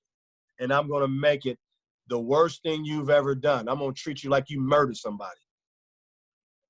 And I'm going to make it the hardest day and I'm going to make you want to quit. And they're not going to think about that anymore because that's important. Not just getting a C and getting along, get a B or an A. That's my job. So when I recruit a kid, that's what I give back to that parent. That I make sure that he's going to graduate, and he's going to graduate legitly and feeling like he accomplished something. I got a kid on my team right now from Baltimore, Maryland. Hated school. Never thought he'd ever be good at school. Went to prep school, came out. Dad even told me, Coach, you know, he ain't gonna like school, man. Guess what? He loves it. Getting over 3.0. Majoring in business. So those are the things. So I make my assistants, you know, check class every day. That's part of the method of my madness. So if you're not carrying out, and I got to continue to ask you to do these things or look over your shoulder every time, then you're not the guy for me. Because I want somebody to be just as great as me. And then I want somebody to push me and be looking at other things the way other people do things to bring new ideas to me. You know, if I'm the CEO, you want CFOs and account execs and all that to make you look good. And that's what I want to do. And that's why I'm so big on empowering my guys from the way they look to the way they present themselves and to the way they approach and diffuse situations with players. And I want to feel their passion and energy just as much as I feel mine. And the last thing is, what was the deal about? Oh, what I had to do was, I mean, guys, I come up from Chicago, Gary, and I challenge my players. And it's just a different world now. And Coach Tick Price has been through it. I've been through it. You know, we can't, as black coaches, can't get away with what we think we should get away with. And I've never deliberately done anything, but you can't attack a kid to get to and motivate it as much as we used to, or as I was coached. But I'm still that same guy now. But you just gotta understand that certain kids ain't for you, and you gotta watch out because, you know, like Coach Price is saying, internet and things like that. You know, that's why recruiting is very important for me, and I gotta recruit guys that can play for me. And you know, that's very crucial in my success, because the situation that happened to me and Johnny Mannix can attest. I recruited the wrong kid. And there was a kid that I spent a lot of time with. And he had some situations, but I missed in recruiting. The one time I missed a parent, and I missed on this one. And I didn't coach this kid no more than I coach anybody else. And it cost me. And, you know, I don't know if, you know, those guys playing. I don't know. I think there's a reason why I'm at Southern University, because my career was going so fast and I was having so much success. That next year I knew I was going to be at a high mid-major or a Power 5 school. But for some reason, I'm at Southern University. And guess what? My vision and my dream is to make Southern University the most attractive and most notable basketball school in the United States. And I think I'm heading in the right direction. And that's how I look at things, fellas. You know, you got to change with the times. And, you know, the game has changed. Kids have changed. But I'm in a position to where I'm going to take what I can take, and I may take the lesser deal, and I'm going to kick your ass with the dude that's tough enough that could take Sean Woods, more so that one dude that don't want to be coached as much. Coach Woods, what's up? What's up, Coach Woods? Coach AJ, man, Chicago, Illinois. What's up, man? AJ? Another RWA. Man, yeah, we in the building, man. Question for you. Every year, you know, you get a different group of kids in the locker room every year. How do you get those guys to come together? And how do you adapt to the players? Because, you know, like some coaches say you can't coach every team the same way. So how do you get your players to come together? And how do you adapt to your players? Or how do you change how you coach each team every year? Well, you know, I have 14 new players this year. and it was a task, but it was probably the best job. This season was probably the best job I had ever done as a head coach. Starting from scratch, brand new team, establishing a culture, a toughness. Some guys could stand it, some guys wouldn't, but you just got to continue to stick to your guns. And your first year or two, everybody not gonna stand it. You may have a couple guys that leave, and that's what happened this year. I only lost 2 guys, but they didn't play very much because they didn't fit the mold. You got to stick to your guns, as far as that's concerned. I hope, and Ryan's my my recruiting coordinator. I hope we don't have to sign 14 new guys again. I think we got a great nucleus now. So and you want your players to sell you and your program. So that's what we got now. I was lucky enough for my point guard I was talking to you about from Baltimore. He was one of the guys that stuck around. Only one guy and 2 walk-ons that sold the vision to these guys, these 14 new guys, and they stuck to it. And it ended up being a beautiful thing towards the end. And hopefully we can continue it. Thanks, Coach. I appreciate you, man. No doubt. Coach Woods, Dave Bentley here. What's up, Dave? What's up, Coach? Hey, I just wanted to ask you. Obviously, picked up on your, you're full of energy all the time, and I just want to ask you. Kind of hit on it a little bit ago, with kind of what happened at Moorhead, and obviously, observe that. I just want to know what you learned most about yourself, kind of in that time after that, going into Southern. You got to be. You can't. I was a guy because I played for a guy like Rick Pitino, who's very passionate. And I've come from Gary, Chicago area, where coaches are very passionate. And it's almost like a manhood deal where they're testing your manhood to make you go out there and tough enough to go out and compete against him because, you know what I'm saying? You can't do that anymore. You can't get up in somebody's face and, other coaches can. We can't. And you guys have seen it. And I'm big on discipline. I'm big on, teach not only the game of basketball, but the game of respect. And I want my players to respect my assistants. And they better respect my assistants or I'll jump them. So it's a respect thing. And once that young man, because most young men nowadays, fellas, if you get one that's only raised by a single mom, they have a certain defense mechanism with a black male. That's just natural. They don't want no black male coming there, into the house. And if they are dating their mom, the kid looking at him sideways, and the man say something to the kid, man, you ain't my daddy. That's what the world we live in now. So you got to establish a trust first. And I'm doing that more on the front end in the recruiting process, winning the parent or the AAU coach or whatever. And plus, I've established a reputation already that I'm a tough guy and I'm going to push you, but I'm going to love you hard too. So pretty much a lot of the guys who we're recruiting kind of know what type of guy I am. But I love hard, man. And I love even harder because I push them that hard. So when they can separate the two, then you'll be all right. So that's what you got to do. You got to establish that trust. And everything I do is with trust, And if Coach Price and Coach Maddox will tell you, if I feel any type of resentment or any type of deal where I don't trust that kid and he's trying to be a locker room lawyer, I'm trying my best to get rid of him because they will get you. You know what I'm saying? And you trying to get away from that.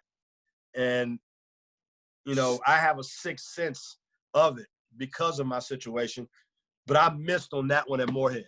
And I love that kid and still love him. It's unfortunate, but that's just how that's just how I got to do, I deal with it. Thanks, Coach. Coach Woods, Coach Waddell, Greensboro, North Carolina, Benel Smith High School. Had a quick question on your coaching philosophy and your team philosophy. Well, my coaching philosophy defensively, I pressure, but I really play up the line, pack line, trying to keep the ball out of the middle, forcing the ball baseline.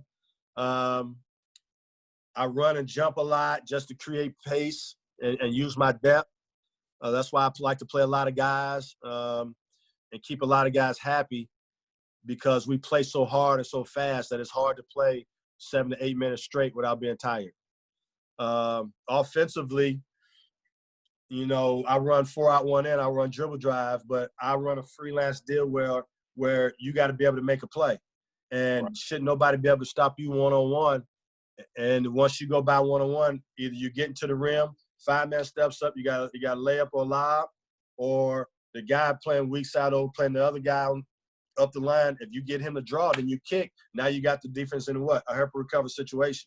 Now you got them going, and I want to stay aggressive, trying to get that ball into the paint, because once the ball gets to the paint, either you're gonna get a wide open 3 because they're all sunk in, okay, or they're staying out. That 5-man's got to step up, and if he does, you're getting a wide open layup for a 5-man. And our 5-man is the way we play, average at least, you know, for the most part, shoot at least no less than 55% from the field, because they're getting them the layups and dunks.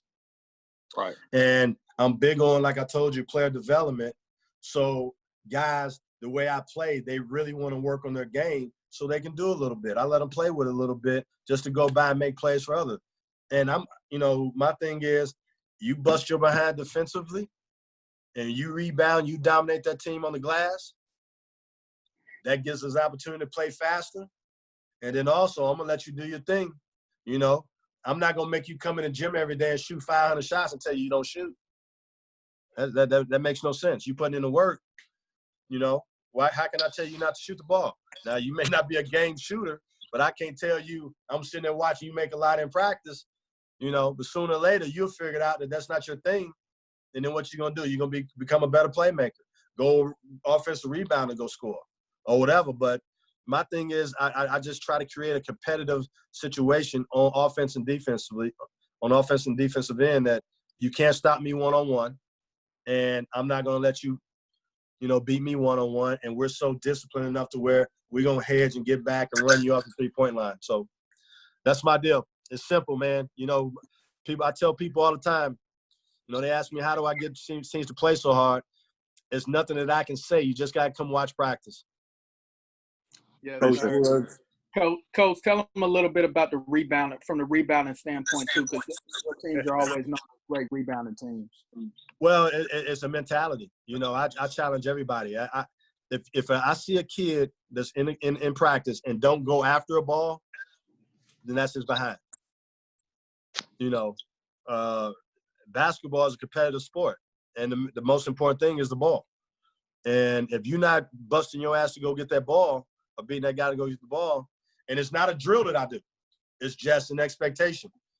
And, you know, we don't give up on plays, and we want to dominate you on the offensive end. That's another way of domination, and that's another way you sell your guys to compete against the other team, is we establish that deal in practice. If I see you not going for a ball at all, oh no, that's no good. Coach Woods. Coach Woods, how's it going?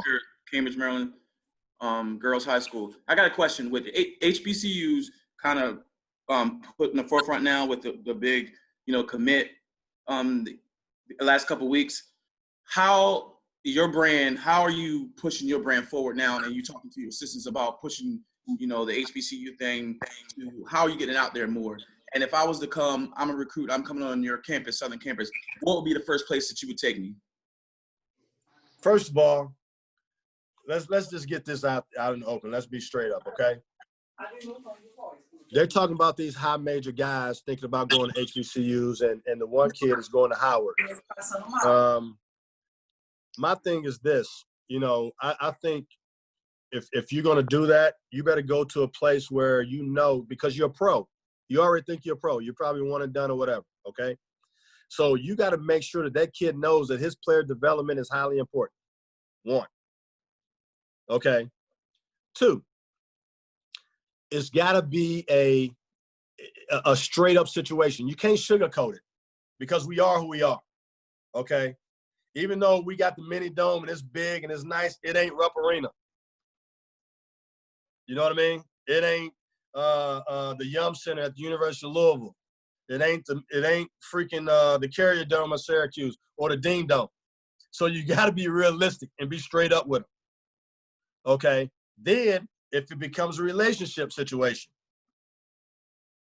all the ducks got to be lined up, because one thing I'm not going to do is bring in a kid and let him disrupt what I'm doing and think it's all about him. I can't do it.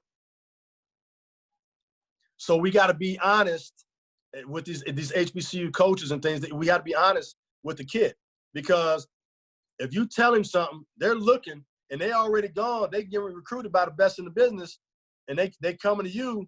Okay, one is because of making a statement.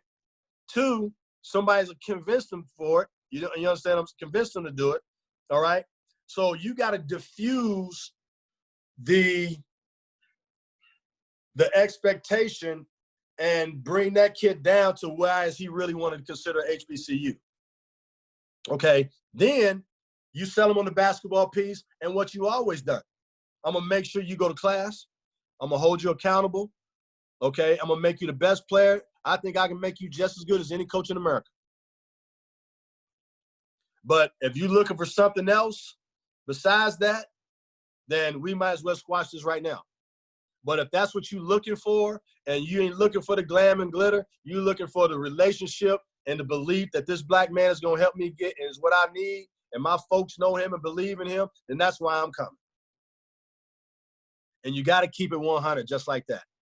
And I think now these kids, because of this Black Lives Matter, are looking for that. They looking for us now, fellas. They need us. You dig what I'm saying? Yeah, absolutely. You know, we got white coaches now, and I'm not knocking them. I'm not proud. I got some of the white coaches, some of my best friends, okay? But they don't know how to be us. And they're calling us, asking us, I'm with you, but what can I do? When we already know it. So reality is setting in now. Parents will start, you know what I'm saying? It's different now. So they're coming at us in a whole different light. It ain't about the commercial no more.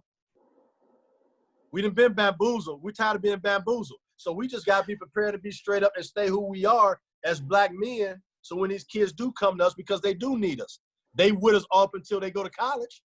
Most of the AAU coaches is black, especially the ones from the inner city. So they coming to the same thing, and guess what? Now they're starting to stay in what? Their comfort zone, where they're not lied to and they're seeing things happen the way they are. Because if you're a pro, you're a pro. And everybody on this deal knows it. No matter where you are, if you are a pro, you are a pro, no matter what school you go to. Coach Woods.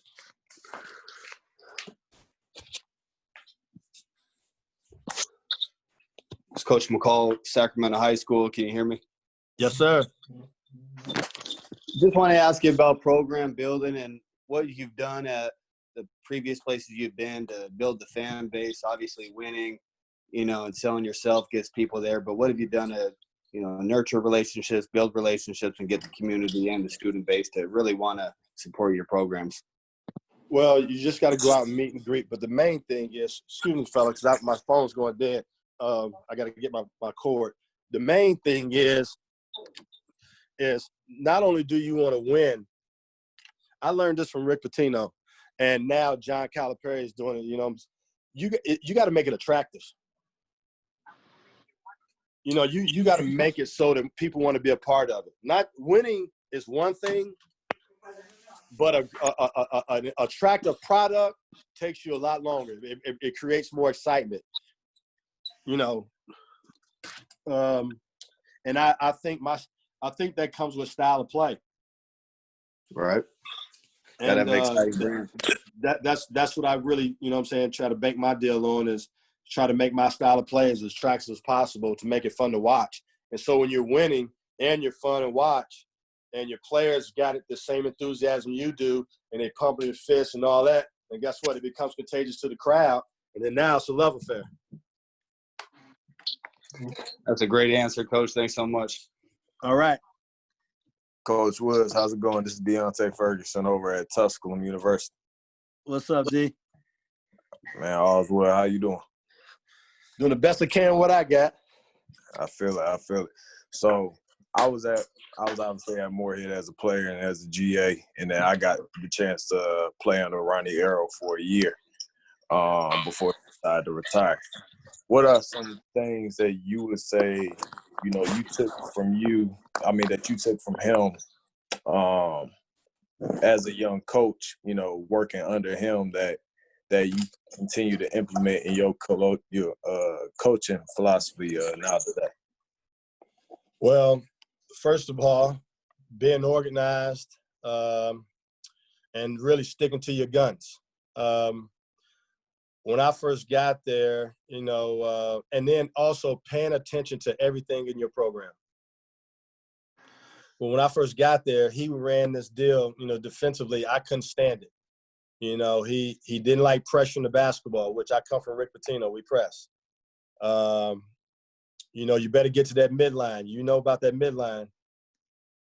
And fronting the post. And then quick touch. You remember that?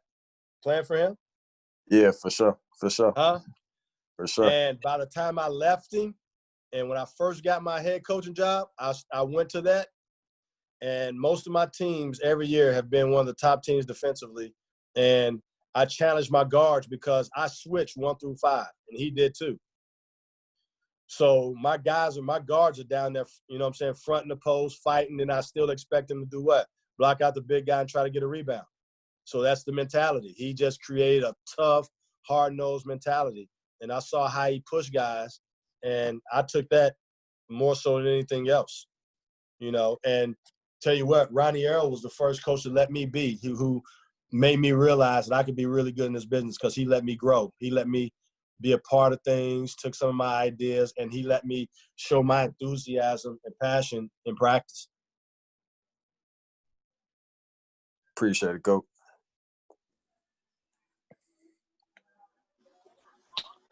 Coach Woods, how you doing? Good. This is Coach T right at in Gulfport, Mississippi, at West Harrison High School. Man, I was fortunate enough to attend Mississippi Valley State when you first got there in 2008. But I played football, not knowing that my path was going to take me to basketball. I played for Coach Todd and all them guys, man. And the one thing I regret, I didn't do it with you, but I did it with Coach Green. I came and watched practice, and I try to tell these other guys, man, make that network with the guys at your university because you never know what you about to do, especially if you about to be in coaching.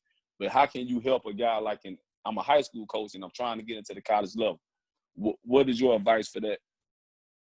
Man, you just got to continue to network, and go to many functions as you possibly can, and just show guys that you're hungry. There's a guy right now, man, and I tell you what, every time I think about him, I tear up because I saw how relentless he was, man. And he's at Coastal Carolina right now. And he just worked, always put himself into place, always looked good, professional, had his resumes out, always was, he was acting like an assistant coach when he was an assistant coach, recruiting players, knowing about players. Because what you want to do is you want to be informative, man. That's what we need as assistant coaches, recruiting, and head coaches. We're looking for informative people to help us find players and so on and so forth. So continue to put yourself into place, man, and don't ever be embarrassed for being humble. You know what I just said? Don't ever be embarrassed for being humble. And being humble is being hungry and showing people that this is what you really want to do. Because passion is very contagious, big dog. And enthusiasm is off the charts that can't nobody even run from. So if this is what you really want to do, you do what you're doing right now to the best of your ability. And anytime somebody sees you, they're going to remember you. And sooner or later, somebody's going to look at you that can help you and bring you up at the right time. Appreciate it, Coach. Yep.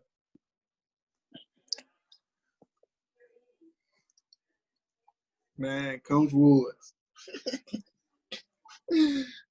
Coach Pat here, Alabama A&M, man. What's going on, Coach? What's up, boy? Man, Coach, I don't have a question, man. Just wanted to come on and say what's up, man, and tell you that the staff said what's up too, man. I tried to get Coach Howard on, but he said he was doing something with the wife. Yeah, he got that honey-do list, big dog. Yeah, that's good, Coach. Hey, but I love you guys, man. Love you too, Coach. All right. Coach Woods, Eric Rigg from Bloomsburg in PA. I'm the student assistant.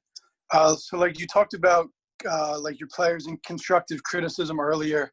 So, like, how do you guys keep your players, like, fully engaged and confident throughout the season, or, like, even up after, like, maybe screwing up a play? And are there any specific things or teaching points that you use? I've done a better job since I've gotten older, man, of bringing guys back in and explaining, you know, and letting them see for themselves. You know, two things that really tick me off. First of all, if you're not playing hard, you're not competing. Two, you're making the same mistake over and over again. That means you're not paying attention. That means it's not that important to you because you're smart enough to not make the same mistake over and over again. So then you explain to them, okay, you show them to them, say, this is what I'm talking about.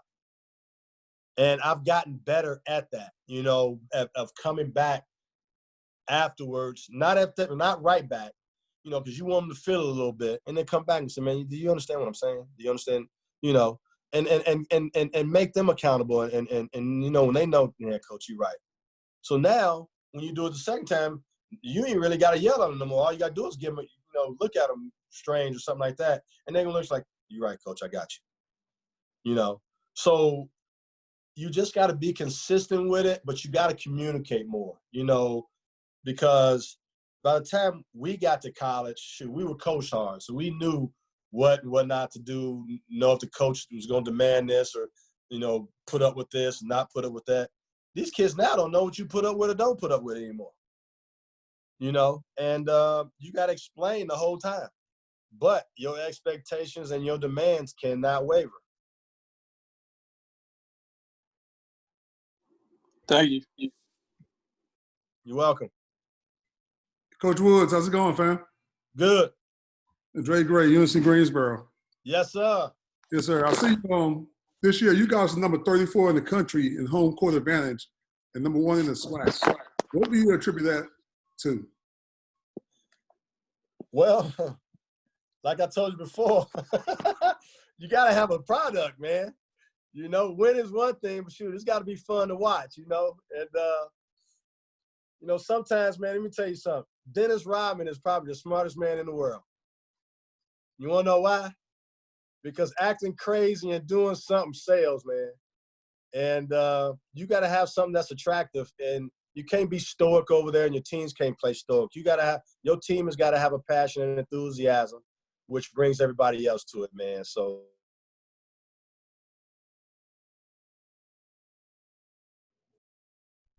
coach not because of the fortune of fame. I coach because I can't play no more.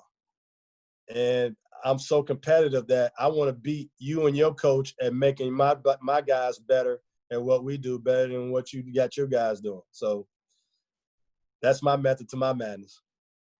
And secondly, if you decide to fire Ryan Price, I want the job. You got it.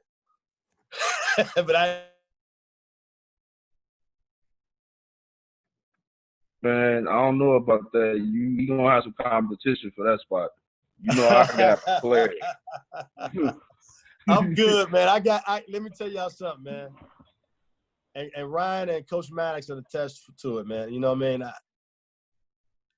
I'm only as good as them. So, you know, if he ever leaves me for some reason, you know, you better be on point because, you know, you got some big shoes to fill. Trust me, man. I'm always bothering Ryan trying to pick his brain and figure out what's going on. Hey, and plus, I ain't never get rid of him because he got my heart in his house every single day, and that's his little daughter. You know, me and his dad fight all the time just for time. You know, his dad trumped me right now, you know, because of this Corona deal. But You know, once this Corona deal over with, you know, Coach Tick Price in trouble with Bella. Thanks, Coach. Coach Woods. Yes. Good UTSA. A couple people know this. I'm a pretty big numbers guy. You know, when we graded things out, just looking them up, you were number one in the SWAC in first half performance. What do you kind of contribute that to? It's actually a huge disparity between your first half performance and second half performance. But what you just jumped on people, you know, like, so what do you kind of attribute that to, that your rating was so high coming out of the gates? Shoot, I thought because we were prepared, you know what I'm saying? We were losing games because earlier, you know, because we didn't know how to win.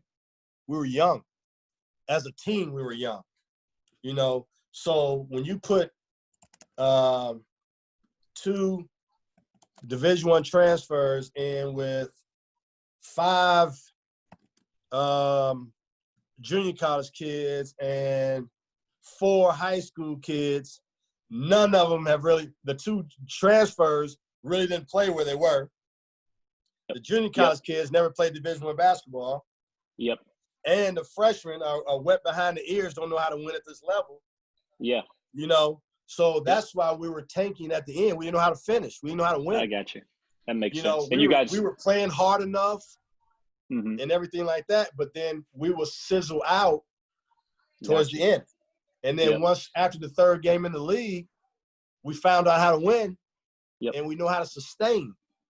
Yeah, and, no, it's true.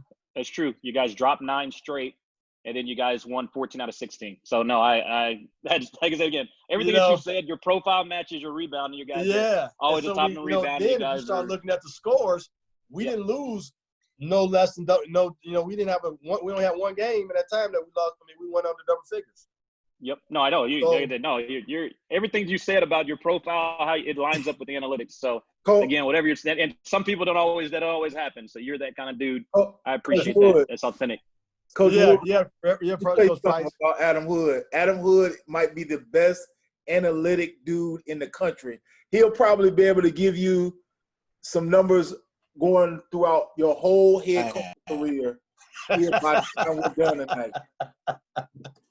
No, it is. Rebounding has been, like I said, rebounding offensively, offensive rebounding percentage, defense rebounding percentage, and then your turnover percentage defensively. Creating turnovers have been elite your whole career, no matter what stop you've been at. First year at Southern was a little bit different. Your first couple years at Mississippi Valley was different. But when you got your guys in, as it looks like from the outside, you have established a routine, a culture, and it's equated to winning. So hats off to you. I appreciate it, man. I appreciate it. Sean Woods.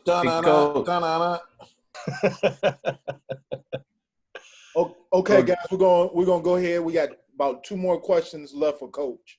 Coach Woods, Mike Scott, Cal State Bakersfield. What's going on? What's up, Mike? What's going on? One of my guys. Absolutely, man. Absolutely. I got chills listening to you, man. You're always motivated. And even if we could be talking about coffee, man, you have us motivated to go get out on the court. But I got a 2-part question for you. Give me a typical day as a head coach in your shoes, and then give me a typical day for your perfect assistant. Okay. First, like I told you before, I don't like having to be over my coach's shoulders. If I got to do that and they can't handle day-to-day responsibilities, then I don't need them. You know, I need guys to take things off my plate. Be as enthusiastic about our program and the success of our program on and off the court as me. So if I'm in the office a lot, that's a problem, unless I just got to be there for, you know what I'm saying, preparing and things like that. So I because if I'm in there, then Coach Price and Johnny Max will tell you, I'm always asking questions. I'm like, and I don't like that, because I wouldn't want to be like that as an assistant, you know? So you just got to have guys and mold guys to be just like you, want to be great. And if they don't have that DNA, then you know those not the guys, because I want every guy on my staff to want to be a head coach, you know? And, Tubby Smith told me that a long time ago, that, he don't want to hire anybody who don't want to be a head coach. And that means I don't want to hire anybody who don't want to be great. And I got a testament to that. You know, I got 3 guys in my I've been a head coach 12 years. I got 3 guys who've been Division I head coaches. And, you know, Dylan Howard is at Alabama A&M right now. And I'm just telling you right now, everybody talking about me because I'm a veteran team. He was full of freshmen and, you know, ended up pretty doggone good with all freshmen last year. And he's only going to continue to get better and better and better. So, you know, and he was a guy who when you mention Sean Wood's success as a head basketball coach, you got to throw Dylan Howard in there because he's been my right-hand man, you know, the whole way. And so, you know, that's what I'm used to. And he was great. And he taught Chico Potts how to be great. He taught Brian Ellis, B.J. Ellis how to be great. You know, Jonathan Maddox, you know, he hired my staff. I never hired my staff. He did. And not until I got to Southern did I ever hire my staff. And so I want guys to take that type of responsibility. You know, like right now, you know, Ryan can attest. I mean, shoot, I put more on him. At first, he didn't know my method of my madness. And then, you know what I'm saying, which one you want? You want this responsibility so I can groom you? Or you don't, and you'll never be prepared. You know, you don't never want to be stable, and you never want to be content. And even though you're working for Coach Barnes right now, you want to grasp everything that Coach Barnes has, but still, you got to take some things from, you know what I'm saying, from other people. So when your time comes to move up and move along, you prepare because you want to be the best at this business. You know what I'm saying? And don't take, you know, recruiting, whatever, you know, be creative. You know, and just like being a basketball player, be the best motivator you can be. What you bring to the table, it's just like a player. You know what I'm saying? I'm recruiting you because you bring us something that I like that's going to make my team better. Same as an assistant. What you going to bring to me that's going to make me better and make our program better.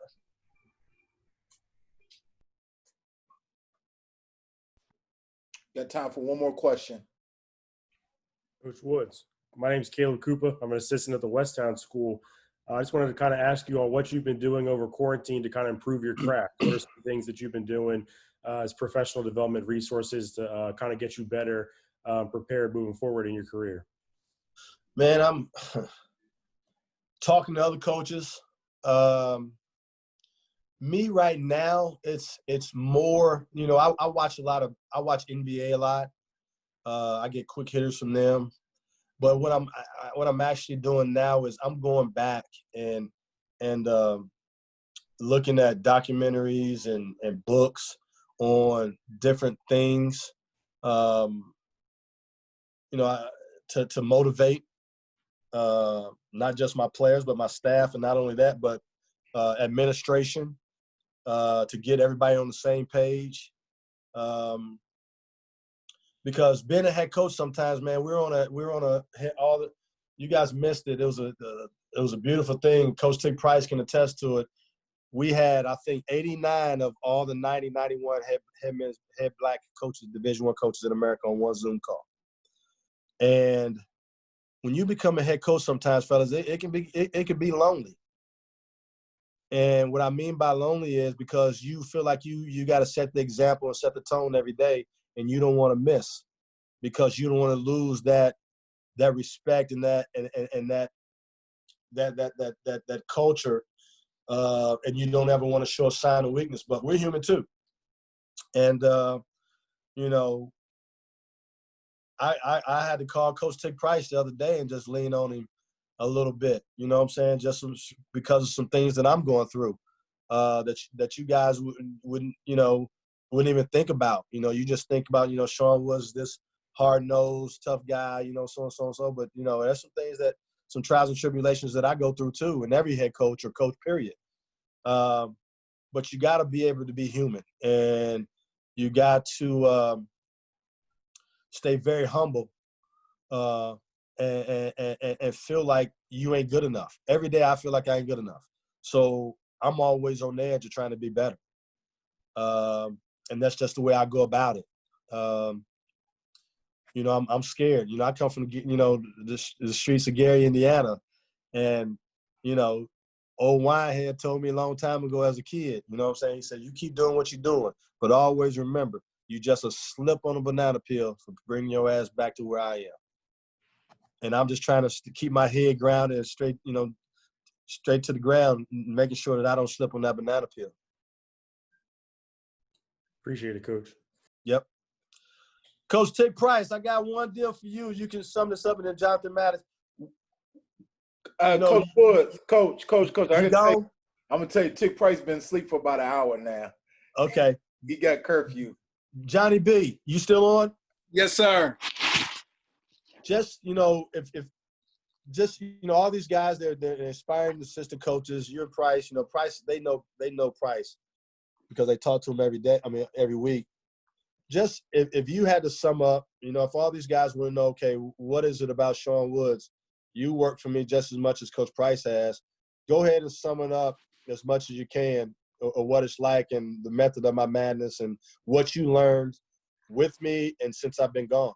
Right. The couple things I'll say, and I think Coach Sprinkle mentioned assistants bringing energy. Well, Coach Woods, with him, it was easy because, like he said, he never takes a day off. He never has a bad day. So whether it's in the office, in the film room, in practice and workouts, he set the tone for us. Now we had to follow suit. We had to bring energy, but with him, it was easy to set the tone. At the same time, he also held us very accountable as assistants, even though he's not a micromanager. And I'm sure Price can tell you, we still have to whether it's flash checks, scouting reports that he's mentioned, all of that stuff. Practice prep, whatever it is, he's not going to micromanage you, but he's going to expect you to be on top of whatever your responsibilities are. So we took that very seriously, and we, like Price is the recruiting coordinator there. Dylan Howard was the associate head coach here. He was in charge of so whatever we were in charge of, we were the head coach of that deal. Whether it was scheduling, whether it was recruiting, whether it was scouting report, whether it was academics, whatever it was, we were the head coach of that. So he expected us to be on top of it. And if he ever had a question, he hey, I need to go to Coach Price about this. I need to go to Coach Maddox about that. But we had to be on top of it. Because if not, he was great about coaching us. He's going to coach us as assistant coaches just as hard as he coaches the players. So we knew we had to have everything, have all our I's dotted and our T's crossed. From a playing standpoint, probably the biggest thing I learned, and he's mentioned it a number of times, was just a competitive culture that he set from day one. When I got here, he was going into his second year here, and we won 20 games that year and kind of took off from there. But it was like we go to St. Louis, we beat St. Louis in a bye game. We go to, Murray State was top 25. We're playing them in the conference semifinals. We're up 10 on campaigning them with, under 5 to go. And it was just the competitiveness every day from individuals to practice, whatever it was. It was a competitive culture that he set from day one. And that's why we were able to overachieve. And he used that word a lot too, every day in the office. We got to figure out what we're going to do to overachieve here, because Morehead State isn't, one of the top jobs in the OVC, but we had to figure out what we had to do to overachieve. And we did that just by being competitive every day, whether it was a one-on-one drill in individuals, whether it was, he talked about rebounding. And people would always ask me, Morehead State, y'all lead the league in rebounding. What drills do y'all do? And I told them we don't do a drill. It's just a mindset. It's just like Coach Woods said, if somebody don't go after a ball, they're going to know about it because that was important to him and it was important to us, but it was important to him because he knew what it took to be a winner. So just the competitiveness, the toughness that you set from day one, Coach, I think that took us over the top. And like you said, you could sprinkle in the X's and O's, the dribble drive, the one game high low, whatever it is. But I think that's, you know, and you've done that at Valley. You did that here. You're doing it at Southern now. That's what separates you, I believe, as a head coach. Price? Yeah. Well, I guess my time, shoot, I've been with Coach now, just finished my second year. But I think the main thing, and Johnny mentioned it, was the accountability thing, holding guys accountable, including the staff. And, you know, for us, you know, it was a different deal. I was on a Zoom last night with David Bentley, and I kind of gave different things that I had learned from different guys that I had worked for in the past. And the one thing I can say about what Coach is, he holds you to a high standard because he wants you to be a pro at the things you do, and not just as a coach, but also as a player. You know, when we bring a kid in, Coach will, you know, that's going to be the first thing he asks them. Do you want to be a pro? And naturally, every kid is going to say they want to be a pro. But he's going to put the work – he's going to make you work like no other to be a pro. And it's the same with his staff. You know, he holds everybody to a high standard. And I think that is, you know, a reason why a coach has had the success that he's had at every stop that he's been at, because he holds guys accountable. You know, and I share this story. I don't mind sharing it here, but I've even shared it with Coach. Like with Coach, when I first got with Coach and we started, and you know, I've never been anywhere with a head coach that required the staff to check class every day. That was something completely. That was a shock for me. But I knew what it was about. I knew it was because he genuinely cared about his guys. He wants his guys to do well academically. And it's holding them to a degree. It's not a punishment for us, but it's to hold guys to a certain standard.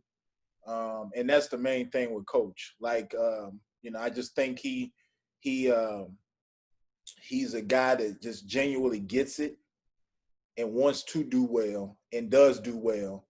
And, you know, I think everything that we do off the court goes on to the things that we do on the court, as far as accountability and doing those things. So, you know, the main thing, and Coach uses the word all the time, is accountability. So, you know, that's our main thing, and that's what we try to do with our guys. But I think Johnny hit the nail on the mark with a lot of things. We're going to bust the ass on the floor like no other. I mean, you know, and it's things that I look at. You've got to be able to bring your energy, and it starts with him. He takes no days off whatsoever, whether it's in the office, whether we're in the staff meeting. You know, if we go over, even just to check the weight room, he's going to bring that same passion and energy on the court.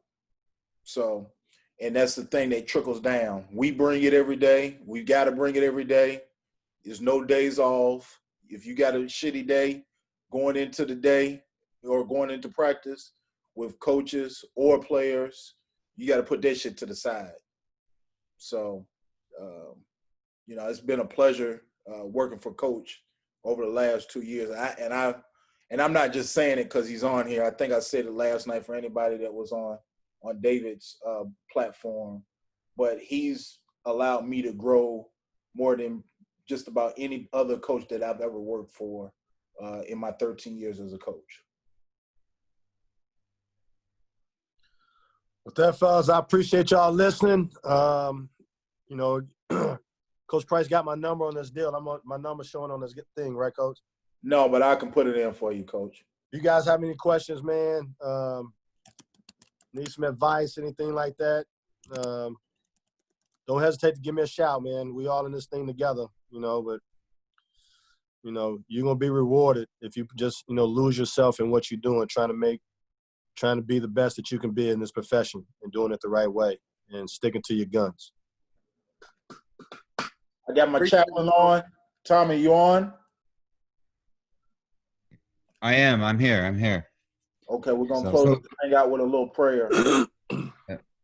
Coach Woods, thank you. I've been trying to get more Indiana guys on here, so I've been telling. No doubt about it, man. Right. Rico Marrero says hello, by the way. Tell him I said what's up. That was one of the rebounders. Yeah, One of our there it favorites. is. Drove him back and forth from Fort Wayne to Gary many a time. So he's Yes, a sir, great everybody. man. Absolutely. So let's pray, guys. Lord, thank you so much for this time of development and fellowship and getting to know each other through this game that you let us have a platform through, Lord. And Lord, we thank you for everybody on this call today. We thank you for Coach Woods and Coach Sprinkle that they were so willing to share everything that they've learned with us, Lord, and be able to help us grow. Lord, in these uncertain times right now, we pray that we'll fix our eyes on you and know that no matter what happens, that you still sit on the throne, Lord. And you are, and as long as you're on the throne, anything that happens in this world is secondary, Lord. And we pray that we fix our eyes on you in that and take heart in that. So we pray for our athletes, Lord, that you'll continue to protect them as they come back to campuses, that you protect our staffs as they come back to campuses. And we pray that we pray for everything to be healed, Lord. Heal our land, Lord. Thank you again for this time of fellowship, Lord, and we love you and praise you. In Jesus' name, amen. Amen. Amen. Guys, and make sure you guys put your chat information, and put your number in the chat box, and we'll be back here next Tuesday, same time. Appreciate it, Price. Thanks, Coach.